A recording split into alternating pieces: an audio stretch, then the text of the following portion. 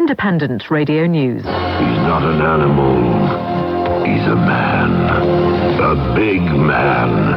Not particularly intelligent, but strong. Well, quite strong. And he's a menace. A danger to any man or woman who speaks his name. He's Caesar. And he belongs behind bars. Good evening. This is Caesar the Geezer on Talk Radio UK, the most talked about, most phoned in, and the most listened to radio show in Great Britain. It's official, and I thank you for doing that. Ladies and gentlemen, this evening we are linking live to America tonight. Now, listen, you guys in there, can we just get a brief? When do they actually go on air? Does anybody know? Can someone talk to me here? They go on air about 11:05. So that'll be, what, 3:05 in America? It'll be 3:05. Well, can we have a pre-chat before? I mean, I know I'm on the air, but can we have a quick pre-chat? Seconds, I'll get them on the line, okay? Okay, you do that for me. Hang on. Superb. Now, things are different. Obviously, you know I play commercial breaks at 1:15, 1:30, and 1:45 to the hour. Well, obviously, America does it completely different. Okay, so we'll be coming in and out of breaks. It's like a bit of American TV in some ways. Okay, so what we do is, I'm assuming that I'm going to be talking straight away to Tom. Tom, are you there? I am, Caesar. How you doing? I'm all right. How you doing, Tom? I've been okay. We're having a blast here. So what, you've been listening to the first hour of my show, yeah? I heard you had a caller from L.A. Yeah, absolutely. We had a couple of callers, funnily enough, from America, and it was quite funny. Cool. We're having fun here. If Hugh Grant is out there listening, we want to thank you, Hugh, for this. I happen to live right up the hill from where all this stuff took place. Oh, really? Literally, right in the Hollywood Hills. And there are British journalists trolling Sunset Boulevard looking to see if they can find Divine Brown out there. And all they're finding are other hookers. It's an amazing situation. Well, I got to tell you, Tom, it's very, very interesting because we actually called her yesterday. You called Divine Brown? We actually spoke to Divine Brown yesterday afternoon. Is she listed? She is listed, yeah. And I'll tell you how we got the number. My agent has an office in Hollywood, at the Boulevard site, and we actually got hold of one of the girls. Really? And that's how we got the number before the big story started, before it started to get completely out of control. We called her live on the air half an hour ago yesterday, so it was about 10:30, which would have been, what, 2:30 your time? Mm-hmm. And we got her sister on the phone, and she gave us a bit of a mouthful and said, why don't you lot leave us alone? She doesn't live here anymore, giving us excuses and put the phone down on me. Whoa! Now, Caesar, I have to ask you to hang on a second, because we're about to join the nationwide audience. It's about 3:05 in Los Angeles. Right. And we're about to join them here across America, so hang in there. I'm hanging on, I'm listening. Will I be able to hear anything? Right, okay. So they're going to be linking live. Tom Leykis goes out across 200 stations. And these are the noises you're going to be hearing halfway through. Here we go.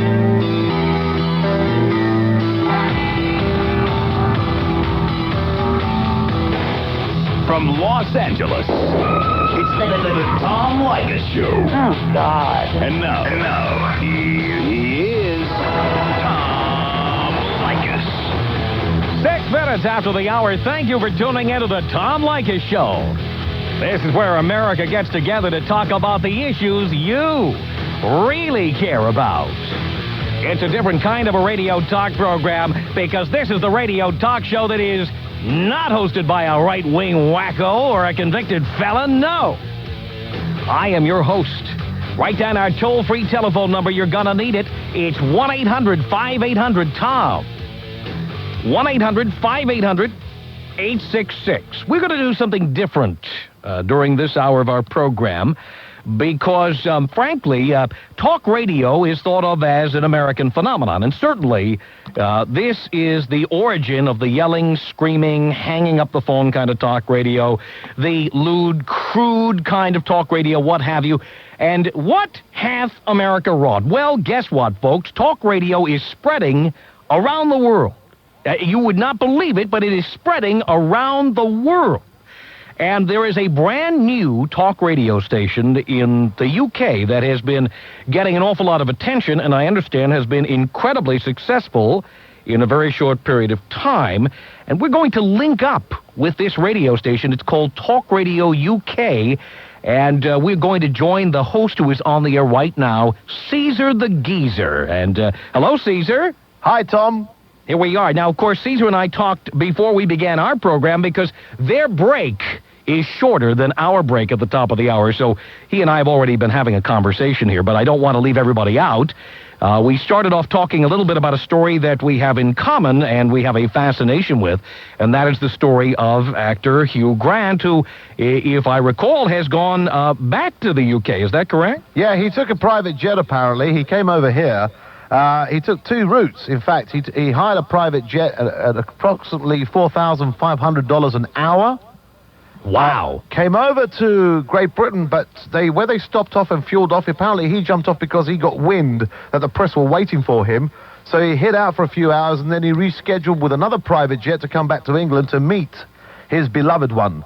What a surprise. How could he be surprised that the press, which are like a pack of jackals over there, how could he be surprised that they were waiting for him when he got there? Well, it's funny how we got the news so quickly, but I'll tell you something, Tom. We actually talked about Hugh Grant, and we talked about Liz Hurley.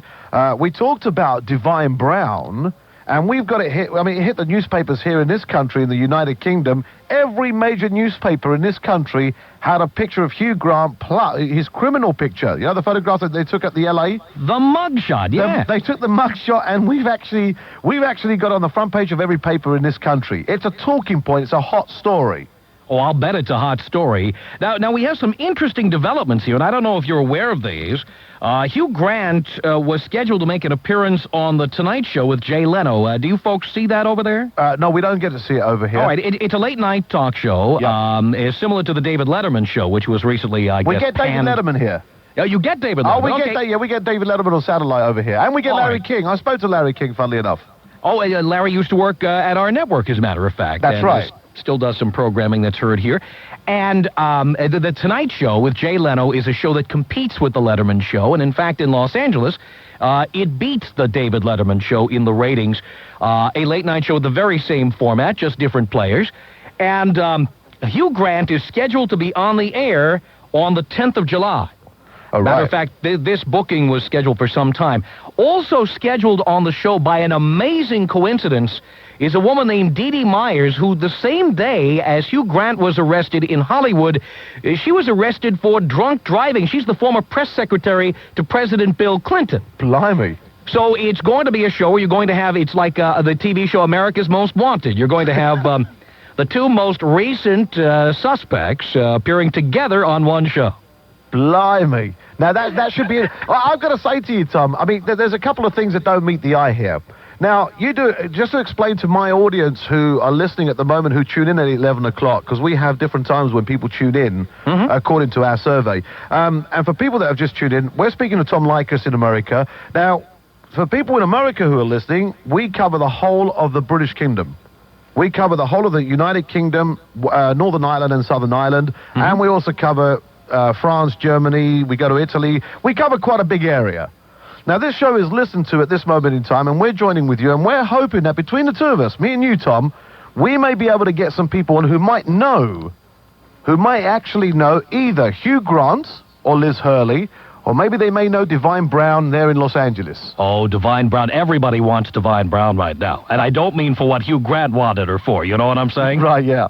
I understand that one British journalist was quoted here as saying that they were talking, I guess, about the OJ Simpson trial, and the journalist said that you think we're interested in OJ in England, we're much more interested in BJ. That's right. That's so sad, isn't it? Yes, it is. I mean, I would have said OJ was far more important. I really would. I mean, I follow the guy's career, and I have to say to you, I think OJ is brilliant. But I also have to say the juries, all right, the jurors in the OJ Simpson trial are also brilliant, and we're trying to get a couple of them to come and appear here on this show. Now, I was amazed to see that in England, the trial is being covered, I guess, wall to wall. It is, yeah. It's covered live on satellite every night on Sky. So what time is that on? Well, it starts at 9 o'clock in the PM? evening. Yeah, in the evening. So that's what... Hang on a minute. How far behind are we? At the moment, here in England, it's 12 minutes past 11 o'clock in the evening. All right, so you're 8 hours ahead of Los Angeles. Right. So when we're showing your thing live at 9 o'clock here in Great Britain... So it's 1 p.m. in Los Angeles when it starts. That's it. So you're not getting it live, I guess. You're getting it on delay because it actually starts at about 9:30 a.m. Los Angeles time. Yeah, and we get it halfway through the trial. We get it live. We actually get it live, but we only get it halfway through. Now, is there a fascination? This is all tabloid stuff. It's amazing. Is there a fascination with the OJ trial? Yeah, everybody, I can tell you roughly, I mean, we've been covering it on this show, and I can tell you that in this country, we believe that OJ Simpson is going to get off. Well, it's pretty much like this country. But the only problem, yeah, I know that, but the only problem here is the English people are saying that O.J. Simpson is guilty, but he's still going to get off. Well, that's mostly, I think, what people in America are saying. Really? The difference you have, of course, there's a split between African Americans and Caucasian Americans. The African Americans, by a much higher percentage, believe that O.J. Simpson is being railroaded and is being treated unfairly by the system. That he is a celebrity, a star, a successful person who's being torn down by the powers that be. And folks who are Caucasian generally are of the opinion that O.J. Simpson is guilty and he will walk either through a hung jury or a mistrial. Really? Mm-hmm. Well, I mean, you see, the British justice system over here is very different to you over there. You see, we have a jury as well, and had any of our jury quit, there would have been a mistrial. It would have just been thrown out of court completely. We can't understand how your guys, the jury over there in the States, are writing books and are doing this. It wouldn't be allowed. They're not allowed to leave. When they leave the courtroom, they've got to go into a hotel. They stay in a hotel until they go there the following morning. But it's different in America. Now, you wouldn't have television coverage of a trial in England, would you? No, but they're thinking about it. Really? They're thinking about it. They're looking at America. You see, we're 20 years behind here in Britain. Oh, rock and roll, baby. So therefore, we're thinking about doing exactly that. There's been some test cases in Scotland where they're actually televising some of the things that are happening in the Crown Courts. Now, what kind of trials are they looking at? I mean, what kind of crimes have been committed and what kind of trials do you see? Well, I mean, in fairness, I think it's virtually the same. Murder trials, bankruptcy trials, fraud trials. I mean, we had one guy who managed to lose £650 billion of England's banks. Mm-hmm. And there is questions about filming his trial to find out what the hell's happened because the stock exchange went completely mad in this country. So what can I tell you?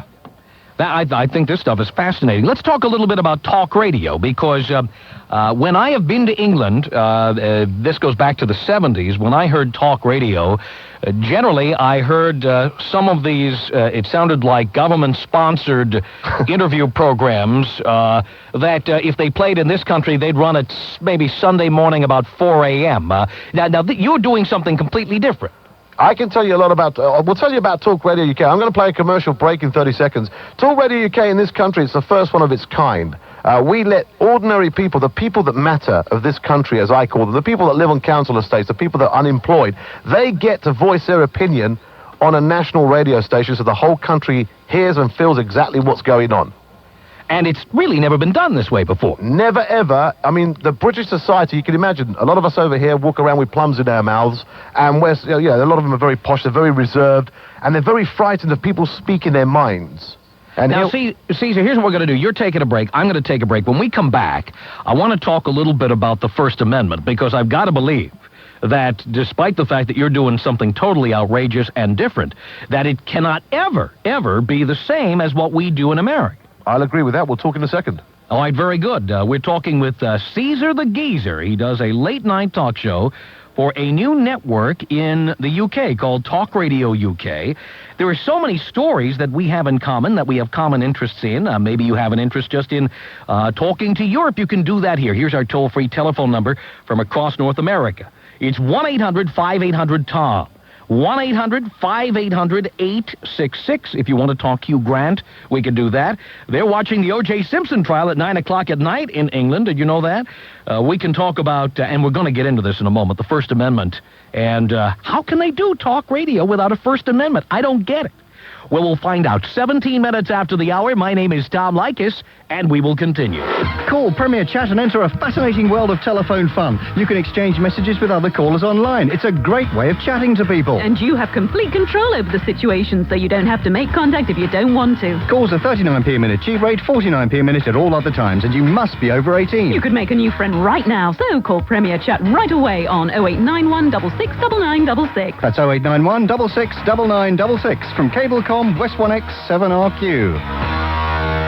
He's big, bad. He's a Greek god. Oh, my goodness. He's persistently rated #1. He is Caesar the Geezer. At your service every weeknight from 10, talking to you and to stars from around the world, like CNN's Larry King. The biggest name in America, brilliant broadcaster. Larry, tell me something. This evening you're speaking to Maggie Thatcher. I am. Tell you what would be very interesting to ask her, if you don't mind me suggesting. Not at all. It seems that Maggie Thatcher's favourite man, Redwood, is actually standing against John Major. I'm glad you told me, because I will refer to our conversation tonight, and I will get an immediate opinion from her. Oh, yeah? 5 hours later. We're back on Larry King Live. About 5 hours ago, I guested on a talk show with a guy named Caesar, who's a big fan of yours. I thought I'd pass that along, and he said to me, everyone in Britain is wondering why you haven't endorsed Mr. Redwood to head your party. Well, we have not in the first round of this rather strange election. Talk Radio UK with Caesar the Geezer, a force to be reckoned with around the world. I'm Caesar the Geezer. It is 18 minutes past 11 o'clock. Our phone number is 0345 1053 829. If you want to speak to Tom Leykis in America, remember, he goes out to 200 radio stations across the United States of America and also Canada. Now, their commercial breaks are around about 4 minutes long, whereas are only 2. Do you want to put them up just to see what they're doing at the moment? To your health. To our health. Have a listen to some American commercials. Sure, high protein, low in saturated So we'll just do this. Sorry to keep you hanging on too long, by the way. You see a payphone and it looks all right. So you dial and hear it sounds all right, but will the price be all right? It could be a no-name phone company charging outrageous rates. How can you protect yourself? Know the code. Dial 1-800-CALL-ATT. You'll always get that trusted... We have 2 more minutes left in our break, guys. 2 more minutes left in their break. Right, okay, you just heard that on the talkback. So just play them down a little bit, please. While I'm doing that, okay. Because obviously he wants to come over and talk to me, so therefore we've got to play it his way in America, and quite rightly so, because when they're syndicated to 200 radio stations, I've got to try and squeeze in with their syndication. So this hour is going to be a bit different. We're going to find out about American life. What do the Americans think? How do the Americans go about doing their thing? The question is, I believe that the Americans are very much like us. Now, he wants to know about the First Amendment. The First Amendment, ladies and gentlemen, is the right to free speech. And how can we have free speech in this country? Well, you know and I know, there's no such thing as free speech. They say we have free speech. However, we are all governed by rules. This radio station is governed by rules, by the radio authority. There are things that we can say and cannot say. I'm going to try and explain this to Tom in Los Angeles, in America. Have a listen. Put me up the part there, break. AMC Saturday Classics on cable TV. Put on something comfortable this weekend. Darn, a run in my stocking, just as I'm walking down the aisle. The foregoing was an impersonation. Now's the best time to get your car ready for holiday driving with new tires from Sears. Through July 5th, they're all on sale. One thing for Zora, don't take any calls for the moment, please, love, okay? We want to speak to Tom. If you want to speak to Tom, please phone up, but let me remind you, you may be hanging on a little while, so be prepared to hang on, please. See store for details. And by staying open late evenings, Sears makes your tire buying as easy as possible. All tires, all sizes, all 5 to 20% off. Get to Sears Auto Center today. 10 seconds of silence and we'll rejoin the show. There we go. 10 seconds away. 20 minutes past 11 here in London, in England. 10 seconds away. He's got some funky music. Yo! 21 minutes after the hour from Los Angeles, it's the Tom Leykis Show. Thank you for tuning in. We are joined by Talk Radio UK and Caesar the Geezer. Caesar, I understand you have been back listening to our commercials. We have, yeah. You see, you have 4-minute commercial breaks there, and we only have 2-minute commercial breaks here. Oh, don't worry. It'll increase as time goes on. Believe me. I believe you. Now, let's Wait a minute. I heard on your newscast, I heard someone reading a statement from Liz Hurley regarding this whole Hugh Grant situation. She has spoken. The front page of all the newspapers here in England this morning, being Friday morning, okay, it says, "I'm so sad and so alone. My pain over Hugh by heartbroken Liz." She's on the front page of every single newspaper in this country, giving her version as to how she feels. I mean, if you want me to read some of it, I'll read some of it for you. Sure, read some of it. Okay, this is her statement, a statement that she released. This is Liz Hurley, the boyfriend of Hugh Grant. Okay. "I am bewildered and saddened by recent events and have been in a fit of state to make any decisions about my future. For years, I have turned to Hugh for help during difficult times, and so now, even though my family and my friends have been very kind, I am very much alone. This is all very painful for me, and if members of the press would find it in their hearts to give me some time to think it over, I would be very grateful." That is a statement that she issued to every single newspaper in this country.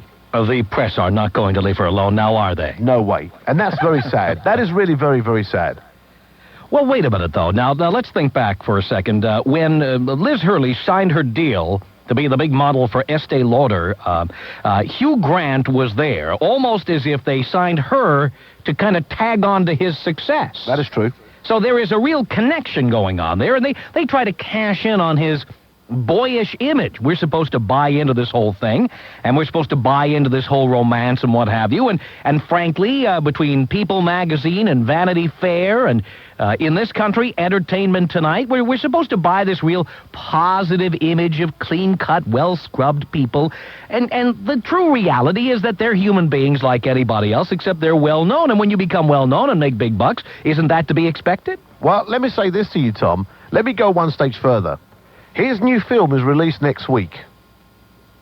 Now, what is to say that all of this is just not one of his big publicity stunts? What a great way, already in the shops here in Great Britain, four Weddings and a Funeral that was released some time ago, the videos are selling like hotcakes. This is before the pre-launch of his brand new film that's released next week. Why would anyone agree to get arrested as a publicity stunt in a foreign country? Well, let me put it to you another way. You see, there are different ways of going around getting publicity. They were due to release a press conference there in America. He did 40 interviews, I understand, in one day, all lasting 4 minutes long. However, there was one thing that didn't ring true. Just before his arrest, 5 hours before his arrest, he had an interview in America and actually said to the newspapers there, and we got copies of it here, "It's funny how the British press haven't been delving into my private life and about the sordid stuff that I get along with and get on with." And then suddenly, 5 hours later, he's arrested. It doesn't ring true. So you think it's a publicity stunt? You don't think that he actually, he was certainly actually arrested. He was actually caught with a hooker. What happened? I guess we won't know till the trial. But you're telling me he would go through all of this to promote a movie? I mean, his last movie was a big hit. Why would he need to do that? Well, let's put it this way. It's great having a big hit, but to have a follow-up hit makes it just it's even harder. You see, if you're portrayed to have an image, and this image is a clean-cut guy, and you're doing a film. Now, his new film isn't all about a clean-cut guy, is it? No. Now, I'll tell you something interesting about the clean-cut aspect of it. They were doing man and woman on the street interviews in Hollywood, asking people waiting in line at movie theaters what this did to their opinion about Hugh Grant. Would they still go see his movies and what have you? And they were mostly asking women, who, of course, are very big on male actors who look like that. Yeah. And what many of the women were saying was the following, and I heard this quote over and over. They said, "I don't think it's going to affect the way I feel about watching him in movies. At least we know he's straight." Well, this is what we've been saying here. It's not going to damage him in any way. You see, this is the thing that I'm talking about regarding the publicity stunt. It's not going to affect his career. Let me put it to you another way, Tom. Tom, if your wife went out, and God forbid, I don't even know if you're married, but you are. If your wife went out with a prostitute, would you welcome him back with open arms? Would you welcome her back with open arms? I would not. And nor would I.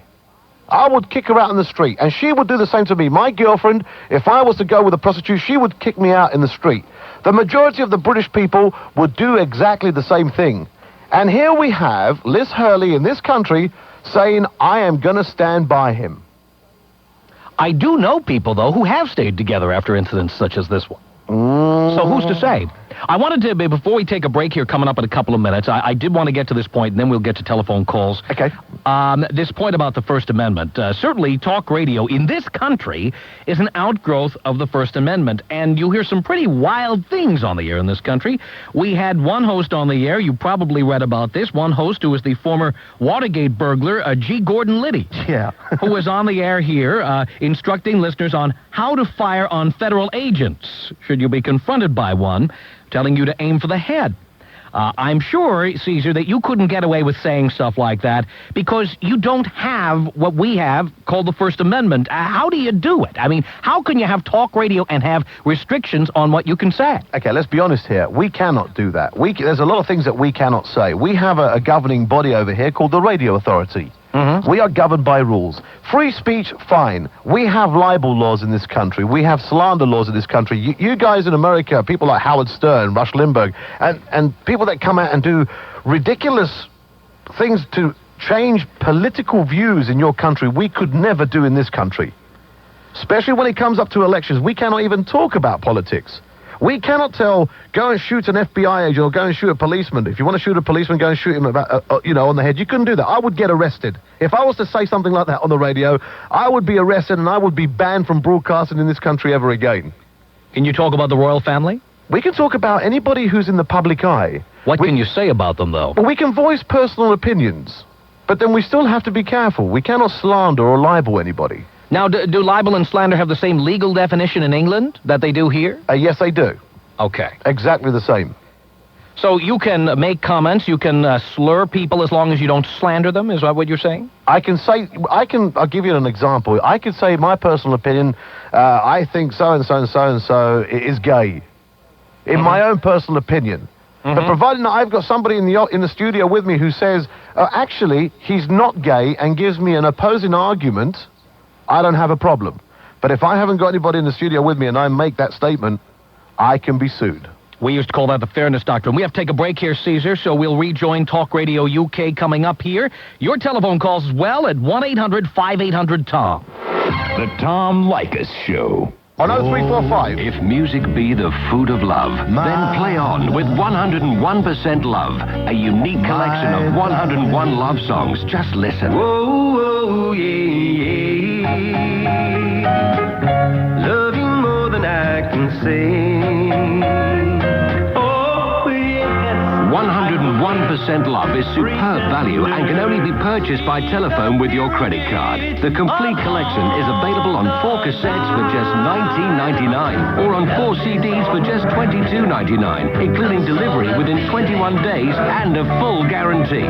There's the Platters, Brooke Benson, Pat Boone, Bobby V, Benny King, The Drifters, and many, many more. Get to that phone and call 0990 600 678. That's 0990 600 678. 101 love songs.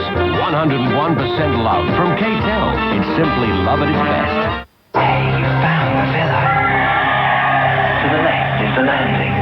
Sure yes? At the moment, there are 19 people in the villa.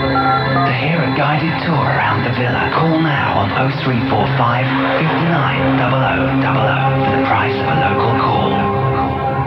Talk Radio UK. Talk to me. It's the talk of the nation. That's what I've heard. Manchester, Leeds, Edinburgh, Brighton, Aberdeen, Bournemouth, London, Cardiff. Across the nation on 1053 and 1089. And in Southampton on 1107 medium wave. Now you're talking. Call Talk Radio UK on 0345 10 53 89. It's the price of a local call wherever you are. Okay, they're playing a commercial break still in America. While we're doing that, quickly, I've got a problem with Basil. Basil, what's the problem? Oh, the problem is quite all right, sir. No problem now. I've got it all sorted, sir. Thank God for that. Yes, no problem at all, sir. The Little Lion Club didn't work very well, actually, so they still kept trying. But I had a word with that Mr. Aspinall from that zoo down the road, sir. Yes. And he very kindly came along. They're in the other room now, sir. Would you like to have a listen to how quiet it is, sir? Yeah, go on. Yeah, I'll just pop in to the other. I'm on your mobbly phone, sir. Yes. Yes, here we are. Quietly, sir. Listen to this, sir. Basil? It's a bit bigger than the other one, sir. Are you telling me you've got a lion in my front room? Yes, it's a very pretty one. Oops, I think I just closed the door, so excuse me. Yes, it's very pretty. Can I just ask you a question, sir? Yes, Basil. How many children do you have, sir? 6, Basil. Pardon, sir? 6. Yes, but how many have we got here, sir? 3. Are you sure of that, sir? I'm bloody well positive. I left 3 when I left them with you when I came to work, Basil, yeah. Yeah, I'd like to take this opportunity of tendering my resignation, sir. Basil, you... I think one of the lions must have got a little bit hungrier than I thought, Don't do that, Basil. Susie's looking very... No, I'm only joking, sir. Susie's giving me an evil eye. No, I'm so sorry, sir. I'm sorry, Miss She can hear you. She can hear you. I'm so sorry, Miss Susie. I do apologise, madam. I hope everything's all right where you are, because it's an incredible mess where I am at the present moment. It'll be cleared up before you come home, though, I promise. Sir? Well, tell him then. It better be Basil. Madam spoke on the wireless. And she said she'd never speak on the wireless. Madam spoke personally, live, in person, on the wireless. Yes, Basil. Oh, sir, I've come over quite funny, sir. Basil, Oh, dear. listen, I'm talking to Tom Leykis in America, man. I've got loads of people who want to speak to him as well. I've got a message for Mr. Tom Leykis for you, sir. Yeah? Yes, we had a call from a Mr. David Letterman, sir. Yes. And I couldn't really understand him very well because he talks extremely fast, as most Americans do, sir. It's not their fault. They are colonials, of course. I understand. But, nonetheless, sir, he was going on about this gentleman, Mr. Leykis, and couldn't get through to him. Yeah. So he got through to you at home, sir, to give you the message to tell him that he outbeats the Tonight program foot, hand, and sinker, or something. Not the case, Basil. I've heard it from Tom, and I believe Tom. I don't believe David Letterman. Oh, sir. I believe Tom. And if Tom tells me that he's not the number one in Los Angeles, then I'm willing to believe that. You're very good, sir. Whatever you say, sir. I'm the boss, Basil. Of course you are, sir. I'll see you later, Basil. Very good, sir. Bye-bye, Basil. Good evening, sir. Good evening, Basil. This is Talk Radio UK. 0345 1053 89 is the number to call this show. If you wish to speak to Tom Leykis in America and across America and Canada, here is your opportunity. Pick up the phone and give me a call. Are they still playing commercial breaks over there? GEEZER, who does the late night program. Oh, no. Okay. And he will be taking telephone calls, as will we. Our telephone number, 1-800-5800-TOM. And do you have some telephone calls you wanted to take here, Caesar? Well, I've got people hanging on who want to speak to you, Tom, if that's okay with you. Absolutely. Okay, well, let's go to Manchester. Paul is in Manchester. Paul, good evening. Good evening, Caesar. You okay? Yeah, I'm well, thank you. Say hello to Tom for me. Hello, Tom. Right, Hi there, how are you? Fine, thank you. Right, a couple of quick things I wanted to discuss were, is the First Amendment, how does that affect people who come on and have blatant racist, for example, views? Having blatant racist views is perfectly acceptable under the Constitution of the United States, although it's certainly not something I like to hear, and some people I know don't like to hear it either. It is protected by the First Amendment to the Constitution. So you can basically come on and extol racist views without any particular backup. It can just be complete ignorance. It's done all the time. It's amazing, isn't it? Well, that is amazing, considering that we would never, ever allow that to happen on British radio. Oh, is that prohibited? I didn't know that. That is prohibited. I mean, I can have an organization in here. We have an organization in this country called the National Front.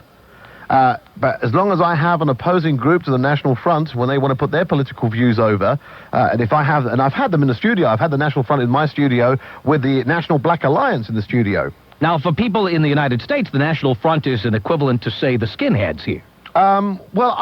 They deny it. The National Front deny that. I have to stress that very quickly. But yeah, okay, a lot of people's views in this country are that the National Front are racists. Are the Americans, by the way, proud of the First Amendment? Of course we're proud of it. As a matter of fact, not only am I proud of the First Amendment, it's how I do business. I do business utilizing the First Amendment. I'm certainly happy we have it. I can understand that, but does it not defeat itself on an issue like this, when you must admit that somebody coming on and extolling blatant racist views is completely abhorrent and should not be allowed, really? And I think that we've got it. Go ahead, Caesar.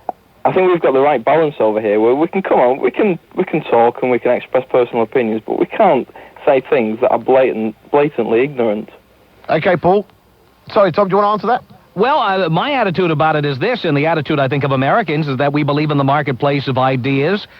no matter how upsetting, annoying, and no matter how angry, and no matter how ignorant. Frankly, I would like to see all ideas out there, and I believe the average person is intelligent enough to decide which ideas are intelligent ones and which ones are idiotic. Paul, we'll take a call on this end if that's okay with you. Yeah, let's do it one at a time. I'll take one of mine and one of yours. Paul, thank you, Manchester. Thank you for your call. Go ahead, Tom. Frank in Warren, Michigan. You're on the Tom Leykis Show with Talk Radio UK and Caesar. I have, can I just answer that guy on that racist thing before I say my point? Sure. Immigration in England and in the United States is being used by a conspiracy to bust up our cultures. And the word Nazis to shut up the whites, and racist to shut up the whites. And so they can't do anything about the breaking up of their cultures by the government. Now, you see, you talk about racism, and here's a man who, if we scratch the surface for another 15 seconds, we're going to get a Sieg Heil out of him, I imagine. Can I go on to my point now? Well, I thought you already made it, Frank, but go ahead, make another one. Okay, yes. I was noticing that both English government and our government, talk radio can break down the Jewish lobby, which controls both of them. There we go. See, I 15 seconds. I was only about 6 seconds off on that. Very good, Frank. What I'm saying. You're proving exactly. All right, we've had enough. Thank you. There you go. That's enough. I love it. I love it when you cut people off, Tom. Hey, well, you know what we usually do, Caesar? We usually do this.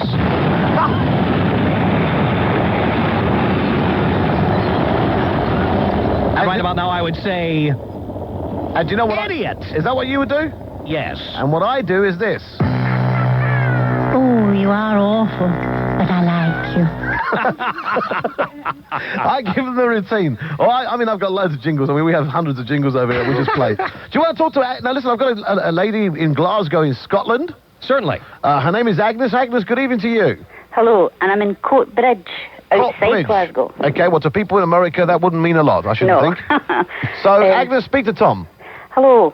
Hello, Agnes. It was just to say about the Hugh Grant thing. I feel that he was acting like a silly boy, but I think the media is blowing it all out of proportion, making it a bigger issue than what it actually is. Well, I certainly happen to agree. I think, in fact, and I've expressed this opinion on the air, I believe prostitution should be legalized. If it were legal, this wouldn't be an issue at all. So do I. Mm-hmm. Agnes, thank you.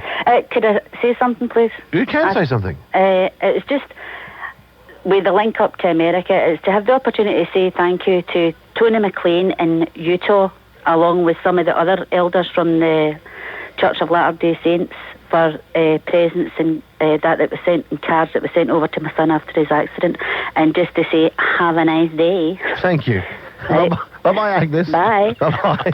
What? Scottish sense of humour. Hello? Hello, have a nice day, y'all. Okay. Hello? Right, let's take one of your calls. All right, Chris, a first-time caller from Los Angeles, calling from a car phone. You're on the Tom Leykis Show and Talk Radio UK. Hello. Hi, Tom. How are you? Good.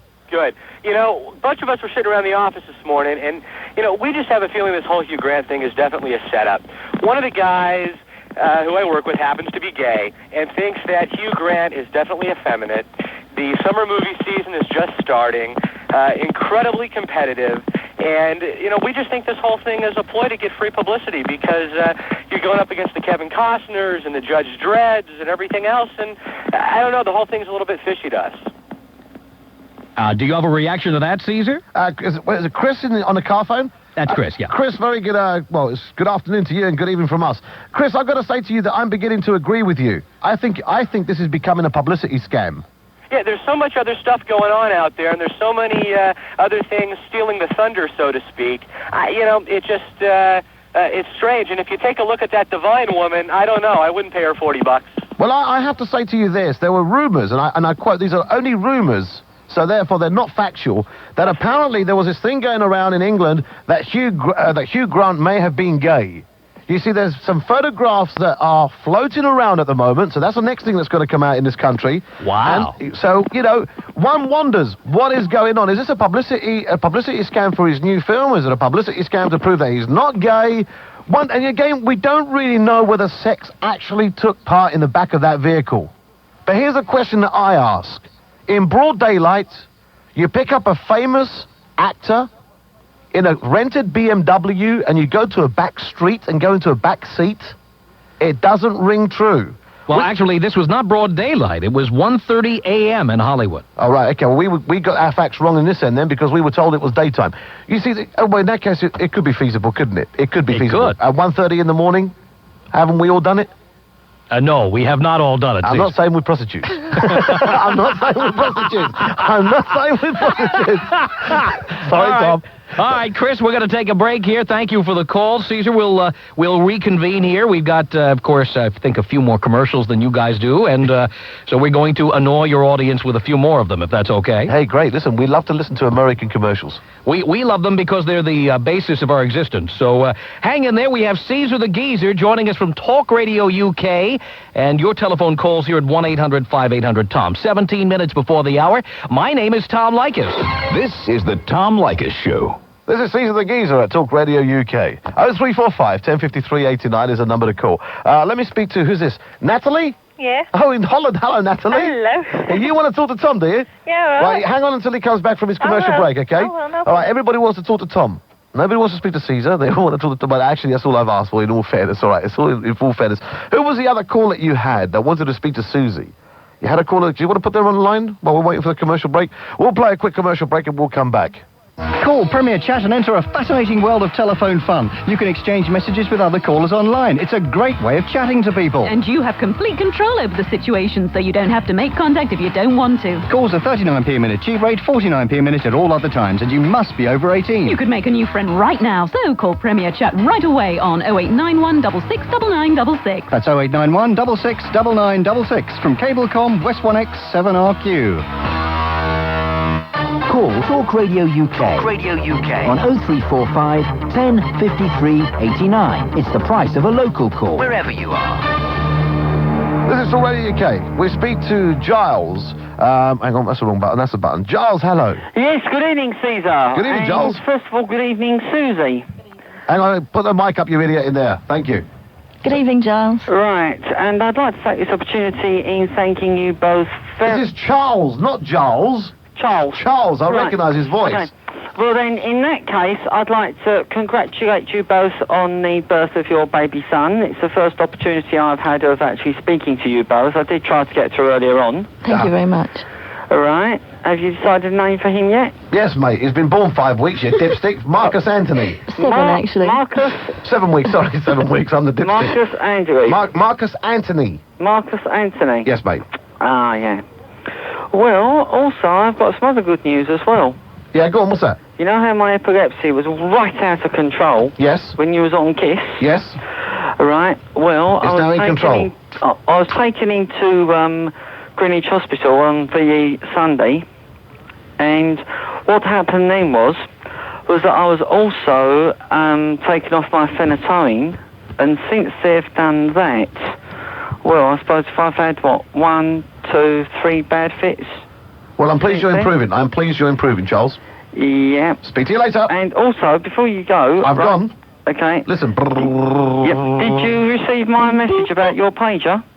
The caller is temporarily engaged on another call. Please hang up and call him another week. Okay, thank you. Bye-bye. Bye. Angela. Hi, Caesar. Angela, how are you? Yeah, I'm all right, mate. How are you? Yeah, very well, thank you. I just want to congratulate Susie and say hello to her. Hi, Angela. Hiya, how are you? You poor woman, how'd you put up with him? She's really nervous. I got to tell you, she is petrified. She did not want to come on here and speak on the radio. She is petrified. If you could see me, my face is bright red. She is. Oh, if you look like Bridget Nielsen, don't worry about it. Just let it go, girl. He got it wrong. It was Leslie Nielsen. Got a sense of humour as well. Hey, listen, I've got to go. They're coming back to me. All right, then. Angela, nice talking to you. Take care. Bye-bye. Bye. Bye-bye. More opportunities in the next hour. Before the hour from Los Angeles, the Tom Leykis Show. And we are online with Talk Radio UK and Caesar. We have a story here from the Associated Press that talks about a woman named Carolyn Graham, who is the Los Angeles correspondent for the London Sun.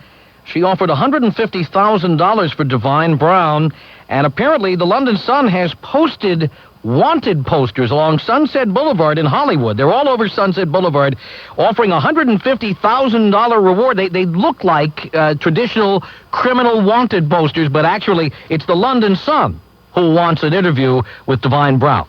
$150,000? That's correct. Do you know, we have pictures of her here, exclusive pictures. Now, how the hell they got hold of these photographs, I'll never know. But she's here with her sister and another young ladies in service. She's wearing leather jackets. Some people are making suggestions that she could be a man in disguise. And I have to say to you that the craziest thing of all with the Sun newspaper, which is the best-selling newspaper in this country, by the way, the most unusual thing is that they had a voting poll whether Liz Hurley should get rid of Hugh Grant. And do you know what the overall was? What was it? 2-1 that they should dump him. That she should dump him immediately. Can you believe this, Tom? And they're voting on this kind of thing. Unbelievable. And another exclusive, I don't know if you know the news yet, but Pamela Anderson? Yes. You know about the news? I had heard something about a possible miscarriage. Is that correct? That is correct, yeah. She's lost a baby. Very sadly, because she's a very big martyr in this country. It's a martyr? It's not John Major anymore. It's Pamela Anderson. Everybody's walking around worshipping Pamela Anderson in this country. Everybody's gone Pamela Anderson crazy in this country. Really? Absolutely. In fact, even my girlfriend who's sitting in the studio is talking about implants. I mean, what is going on? The world's going crazy. Well, you get what you pay for, Caesar. That's the way it works. Yeah, tell me about it. Yes, That's very indeed. sad news. That is very sad news. Of course. Did you have a call you wanted to take here? Yeah, sure. Listen, I've got somebody here by the name of John in London. He wants to talk to you about OJ's. John, very good evening to you. I'm Caesar. I'm in Salford, not London. Sorry, Salford. Right, you want to speak to Tom? Yep, about the OJ Simpson trial. Go ahead. Yes, sir. Why do you think OJ Simpson, if he gets convicted, will not go to the death penalty? He's just the same as anyone else, and I think if he's guilty, he should go to the death penalty. Well, hang on a second. Let's just get one thing right here, John. Yeah. He is innocent until Yes, proven he's guilty. guilty. Well, something must be You wrong cannot with make the a death. generalised statement to say that. Sorry, I didn't hear you say that. My apologies. Go ahead. Yeah, I want to know what Tom thinks. Well, first of all, O.J. Simpson would not get the death penalty under any circumstances, simply because the district attorney of Los Angeles, Gil Garcetti, has decided not to pursue the death penalty, which is his option as the prosecutor. Yeah. The thought was that if Gil Garcetti and the district attorney's office went for the death penalty, that the jury would be less likely to convict O.J. Simpson. So chances are, if O.J. Simpson were to be convicted, he would get something resembling life in prison. Yeah, well, I don't think he'll be found guilty anyway. Well, the trial was a joke. The stars of the show, the lawyers, they're the stars of the show. And then they're making that trial look a joke. So everyone in England watching it, I think it's a joke. I'll tell you what, I mean, it's a joke to people in this country as well. By the same token, many people are absolutely fixated by the O.J. Simpson trial. Yeah. In fact, for a long time, people would say, oh, no, I never watch it. On cable television here, where we have anywhere from 30 to 100 channels, depending on where you live, 99 out of the top 100 programs in March, or February, I believe it was, were the O.J. Simpson trial or programs about the O.J. Simpson trial. That's 99 out of the top 100, so somebody was watching. Okay, listen, thank you for your call, John. It's interesting, you know, because you guys over there in America with the First Amendment can say whether you think he's guilty or not. Whereas here in this country, I mean, okay, it doesn't reflect, it doesn't come under adjudication in this country. We can say, hey, listen, we think O.J. Simpson's guilty. But had he been on trial in this country, we wouldn't even be allowed to talk about it. You see the difference between the amendments? I don't think that's a bad thing, frankly. I don't understand the purpose of talking about a trial prior to its completion, simply because if someone is found to be innocent, they always live with the stench of having been accused of doing something horrific. An example was the William Kennedy Smith trial in this country. William Kennedy Smith is related to the Kennedy family and was accused of rape. He was found not guilty. Yet, if you ask the average person in this country a couple of years later, William Kennedy Smith, they'd say, oh, isn't he that guy who raped that woman? Yeah. Is this the same thing with Mike Tyson? Well, Mike Tyson, I happen to believe, is guilty. And we had, in fact, a program about this recently. He was convicted of rape. He was, unlike William Kennedy Smith, who was found not guilty, Mike Tyson was convicted and spent 4 years in prison in Indiana. Now, this is the funny thing about it, Tom. You see, in this country, the majority of the people here think that Mike Tyson was not guilty. They believe that Desiree Washington knew the hell what she was doing when she went up to his room after that fight.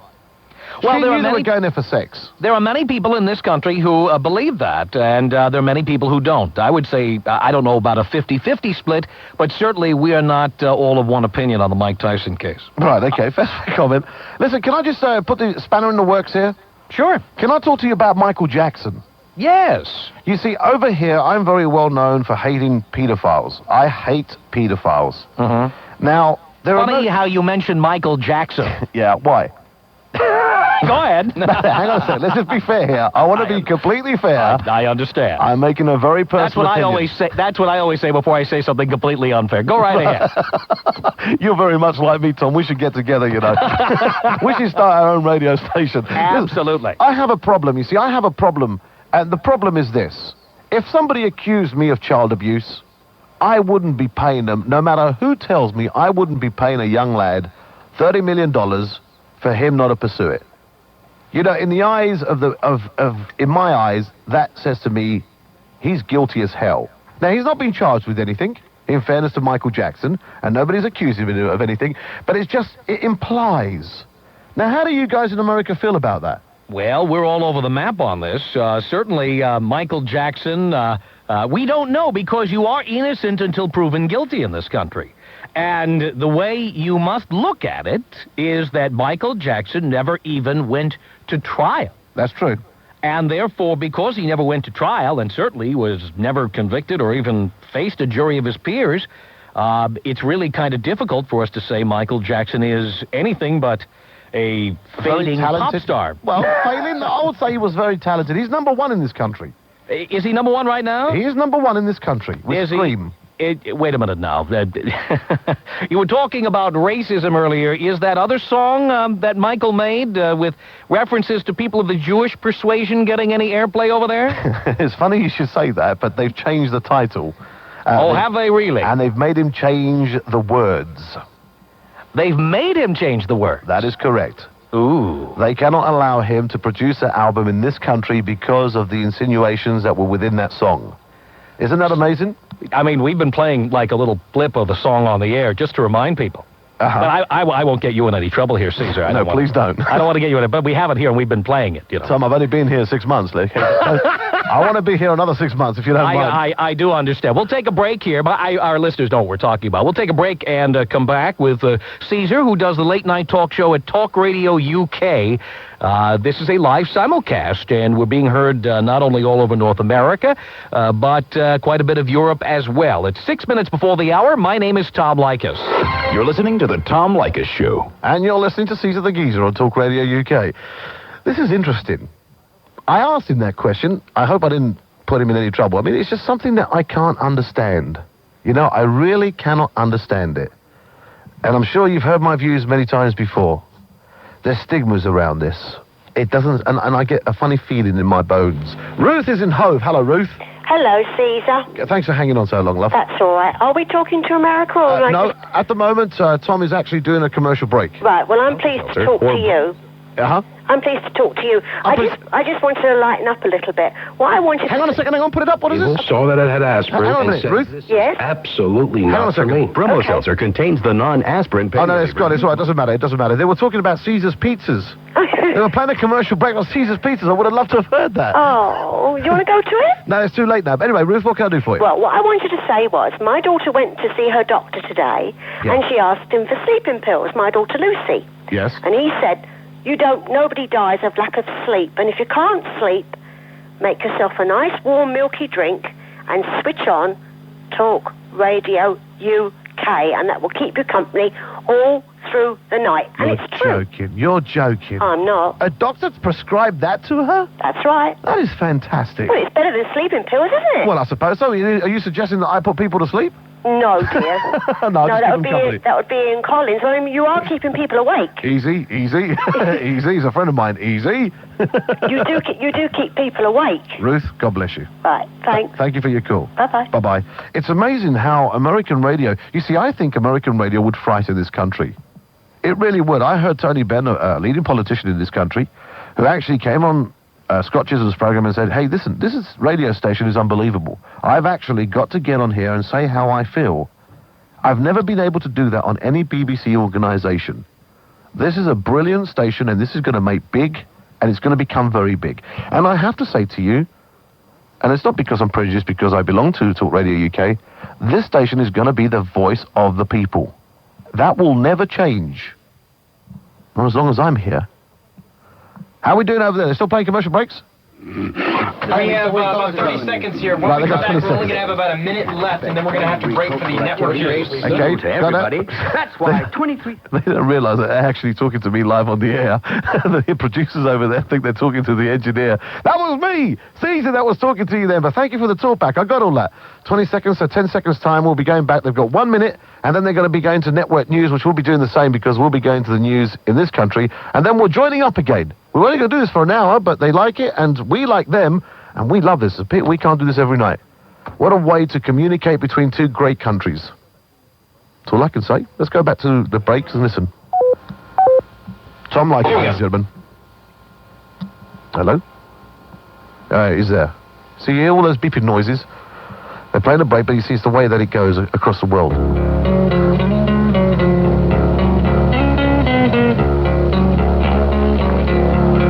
What if they news is spot on to 2 minutes before the hour.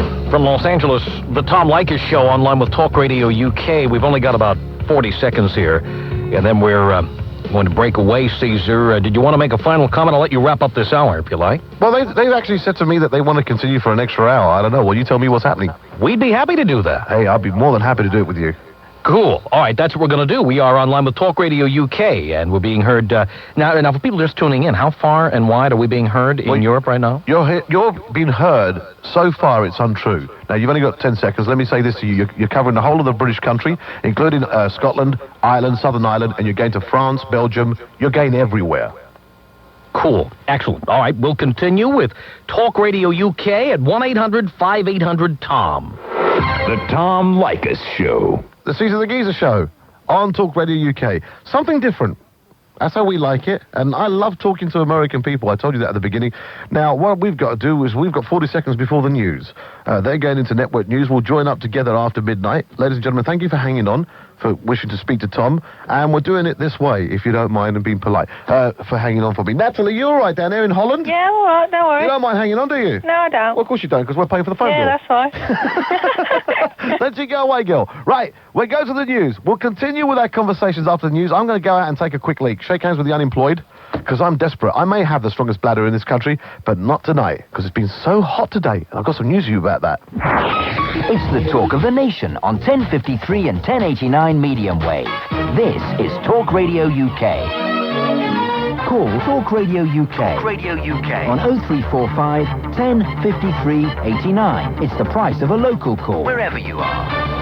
As I explained to you, ladies and gentlemen, I'll be speaking to Tom in a second. Now, we've already had an hour of broadcast, but we're not going to mention the previous hour because Tom is joined by another load of radio stations. He's syndicated across America. So, therefore, what is happening now is that Tom is going to make out is starting all over again because new people are tuning in and they won't be going halfway through a broadcast. Now, at the moment, let's have a listen to some American news, can we? Oh, you can't hear any American news, no? All right, Tom, if you want. All right, yeah, put me up some, please. He thinks he's talking to the engineer. I'm here. Are you there, Tom? We're here. All We're right, here. okay. We're taking the big news break here. Well, I was just explaining to my audience that you're another load of radio stations are syndicating with you at the moment, so we're starting all over again. Yeah, indeed. What's happening is some stations don't carry the whole show, and some stations actually take the show and run it out of order. They tape an hour and they run it later, or that kind of thing. So when we come back, we'll remind all the callers not to refer to the callers and the stuff that happened in the last hour. Otherwise, we make all these people wonder what they missed, and of course, we wouldn't want to ruin their day now, would we? That's absolutely right. The fact that this country has all heard it, I'm sure they'll play along. We're British, we're subtle, and we're gullible too, so we'll just carry on as we're going, mate. So, cool. Listen, what's the news?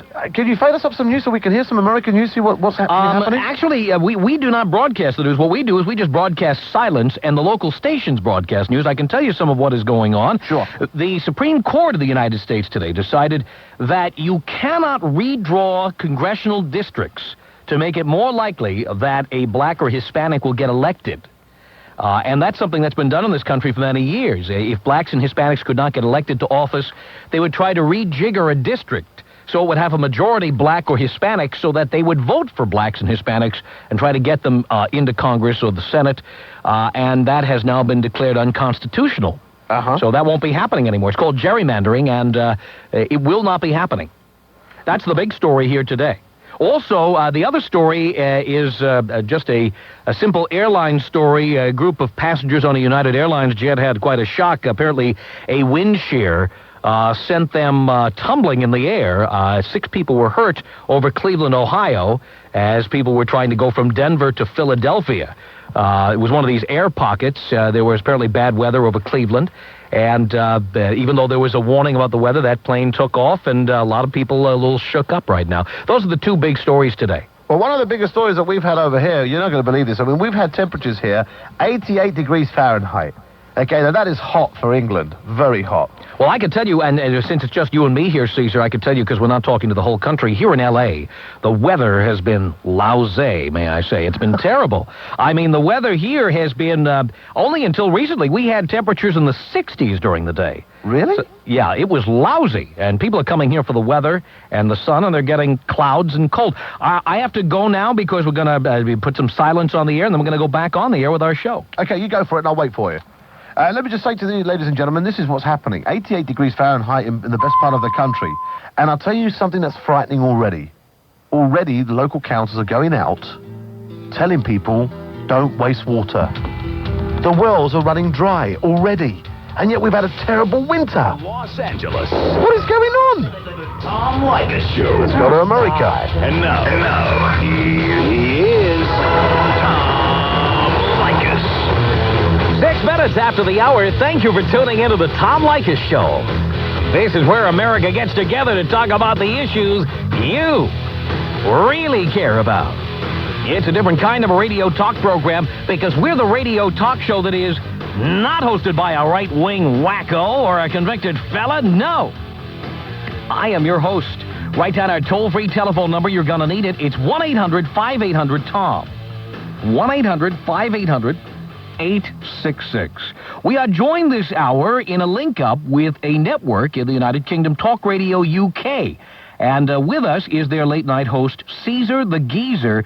And Caesar, among the things we're talking about in this country, and among the things that have been going on, has been this trade war, or the threatened trade war, between the United States and Japan. Have you guys been talking about that at all? Well, we've heard the news. Good evening, Tom. We've heard the news, and from what we understand over here in America, things have been tied up between America and Japan. Yeah, we've been arguing with Japan over auto parts and cars. People in this country, certain people anyway, the president being one of them, upset that it's harder to sell American cars in Japan than it is to sell Japanese cars in America. The response being, of course, that Japan says we don't make cars they want. That we put the steering wheel on the wrong side, that our cars are too big to fit in their narrow garages, and there's just no demand for the cars. So we've been going back and forth with these threats of these huge tariffs that would be put on Japanese luxury cars. And so people, of course, have been running out and snapping up luxury cars like crazy, only to find out there's not going to be a trade war. Do you know what gets me mad? In this country, we had a problem. We were invaded by Japanese imports of cars, and we weren't selling British cars, and we were getting ourselves in a mess. Now, maybe, just maybe, President Clinton in your country has got the right idea. You know, I've got to say that if he's not very careful, you're going to be invaded by Japanese cars. Japanese cars are very cheap to make. They are reliable. They're good cars. But, however, it's affected our industry. It's going to affect yours. That's true. Of course, in this country, we proclaim, I don't know whether we actually act upon this or not, but we proclaim that we're in favor of the free market, that we believe that the consumer is king and the consumer should be able to buy what he or she wants. If we want to buy clothing from Singapore and VCRs from Korea and cars from Japan, we should be able to get the best deal on the cars or products that we want to have. And the idea of putting tariffs on to keep cars out is preposterous to a lot of people. Certainly, I happen to feel that way, as a matter of fact. Well, we may beg to differ here. Listen, the one thing that we do agree on, from what I understand, is that you want to legalize prostitution. Is that correct? I do. Then tell me something. In 50, if I recall correctly, maybe you can correct me if I'm wrong. In 49 out of the 50 states, it's illegal in America? Yes, and in fact, the one state where it is legal, there are counties where it's not legal. That happens to be Nevada. In Las Vegas proper, prostitution is illegal, although I'll tell you this, if you go to the yellow pages in Las Vegas and look under the word entertainment, you will see all kinds of ads that look like the back pages of Hustler or Penthouse magazine. Do you know, it's funny you should say that. You've only got to go to phone boxes. We have phone boxes in this country, and they are plastered from wall to wall in calling cards. Really? That is the thing over here. You know, you can go into an ordinary phone box in this country, pick up a calling card, and you can call a prostitute. They found a loophole. You see, prostitution, this is the unusual thing about it in this country. Prostitution is not illegal. There is a loophole. If you advertise yourself as a model and then you get a client into your house and have sex with him, there's a loophole in the law that allows you to do that. Can you believe that? Or, if like Anna Nicole Smith, if you were a model and you marry an 89-year-old billionaire, that also could, well, you know what I'm saying. But actually, something I've said on the air here, which really, and I don't say it to rile people up, it just does, is this. And in fact, we did a show about this recently. Here's what I say. The fact is that there's an awful lot of legal prostitution going on in this country. Whether it be a man taking a woman out to a very expensive first date at an expensive restaurant, driving her around in his BMW or his Ferrari, and then taking her home for the evening and expecting to get value for the money spent. Now, certainly, what is the difference there between spending the money on an expensive evening with someone you don't know and then expecting something in return, or just saying, look, here's the money I would have spent on an expensive restaurant, you know, let's go for it here. Well, what's the difference? Well, really, there isn't one, is there? You know, no. What I don't understand, Tom, is, now you know, and as well as I know, if they legalize prostitution, we could get a lot of young kids off the streets. We can clean up the act. It'll be healthier to be able to go and use prostitutes. And, you know, a lot of people argue with me on this point, but I do honestly believe that if we were to legalize prostitution, build brothels in this country, we would cure young kids going out into the streets, being drug addicts, selling their bodies to get more drugs. It's common sense, is it not? Absolutely. I mean, we have this debate about legalized drugs all the time. I believe that all drugs, should be legal and available to anyone who wants them. And then if someone decides that they want to off themselves, either by sticking a needle in their arm or whatever, then let them have at it. Why do we spend all this money trying to protect people from themselves? I don't get it. Well, I mean, okay, we can beg to differ. I think here, I would say legalize marijuana. I think if a man wants to take marijuana, smoke marijuana in his own home, it's his business and nobody else's anyway. Marijuana in prisons, some prison officers turn a blind eye to it because it calms people down. You know, it makes it so much easier, life so much easier for them. And yet, simple little things like that, put that on prescription, legalize it, out goes all the pushers. Absolutely. And out goes organized crime, and out goes a lot of problems in our street crime. I mean, people coming and beating you over the head so they can take your wallet, or coming into your home and shooting you and taking your television set. I mean, in the cities of this country, I mean, we are living under siege. We live in the United States and in some major cities with 3, 4, 5 locks on the door and bars on the windows. And meanwhile, the criminals are romping around out there, many of whom are in need of a fix. And I say if they could get a fix, they wouldn't bother us. Tell you what, Tom, I mean, we broadcast into the United Kingdom, ladies and gentlemen. If you've just tuned in, I'm speaking to Tom Leykis in America. We're doing a live simulcast, and you can call me. Now, Tom, I have people calling me from Holland. I have somebody from Jerusalem in Israel who's on the phone, whose name's Schmeichel. Do you want to speak to him? Absolutely. Let's go for it. Schmeichel, good evening. Yes, Caesar, how are you? I'm very well. You're calling me from Israel? Yes, I am indeed. I'm calling you from the middle of Jerusalem. Well, speak to my guest, Tom Leykis, who's in America. Yes, hi, Tom. How are you? I'm doing fine. How are you? Yes, I'm pretty good. The subject which I wanted to bring to your attention was that recently I've come to notice I have a little bit of a connection with Simon Wiesenthal in L.A., and he's told me that there's approximately 17 Nazi war criminals who are actually living in Britain right now. And the British government have decided to start prosecuting them, and they've been doing it for the last few years, and nothing has come about. Whereas in the States, they've had this program of prosecuting Nazi war criminals, and they've actually deported some, they've brought some to trial, they've done something about it. Whereas in Britain, the situation seems to have come to a complete standstill, and nothing's happening. I want to know what your opinion was, why you think that the States have progressed so much on this, whereas Britain seems to be dragging their feet. I can't speak on behalf of Britain. I can speak on behalf of this country. Certainly, the Simon Wiesenthal Center, by the way, is a stone's throw from where I'm standing. It's right near where I am right now. We have had people from that center as guests on this program. Certainly, the problem of anti-Semitism And the problem, and that's a current day problem.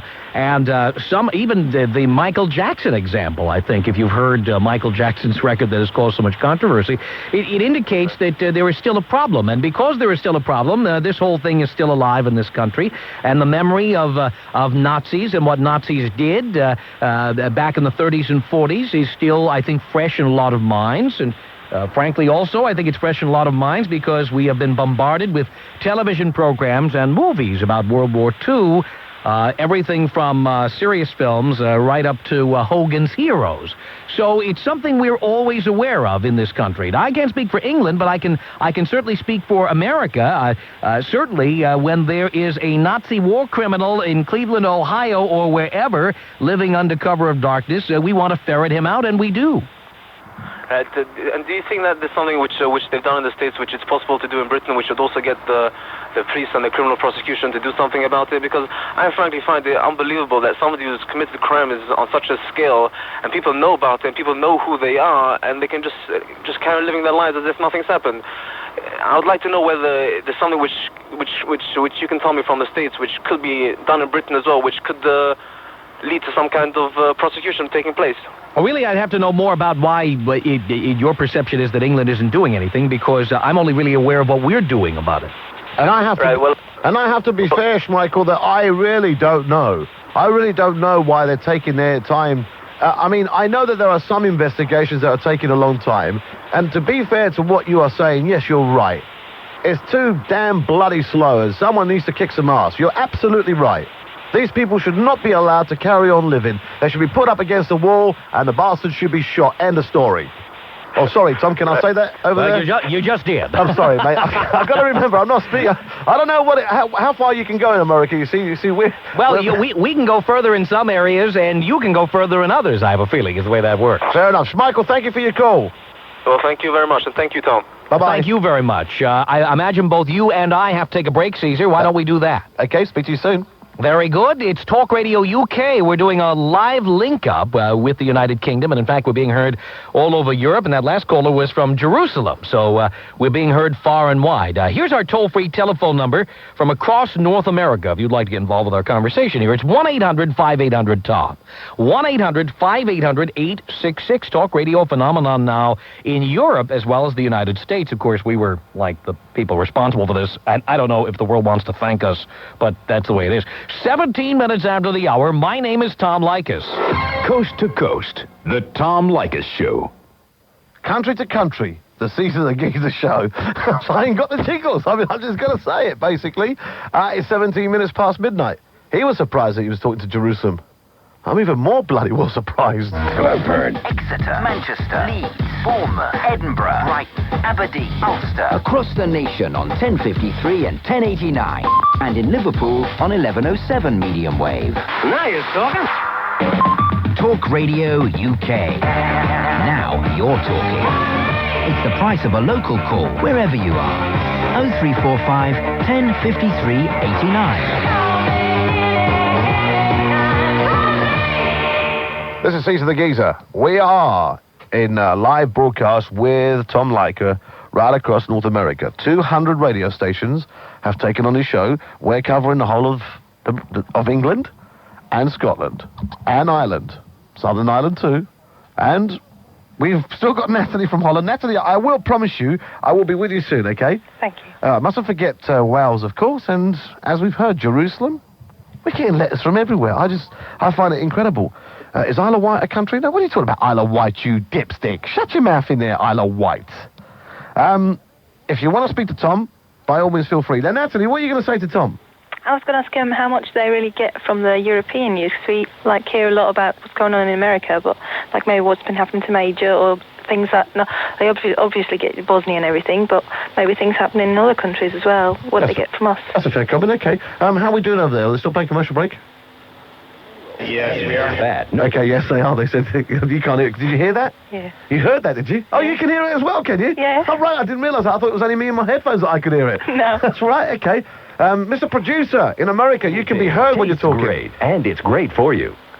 This is the happiest day of my life. I've never been more in love, and I've never looked lovelier.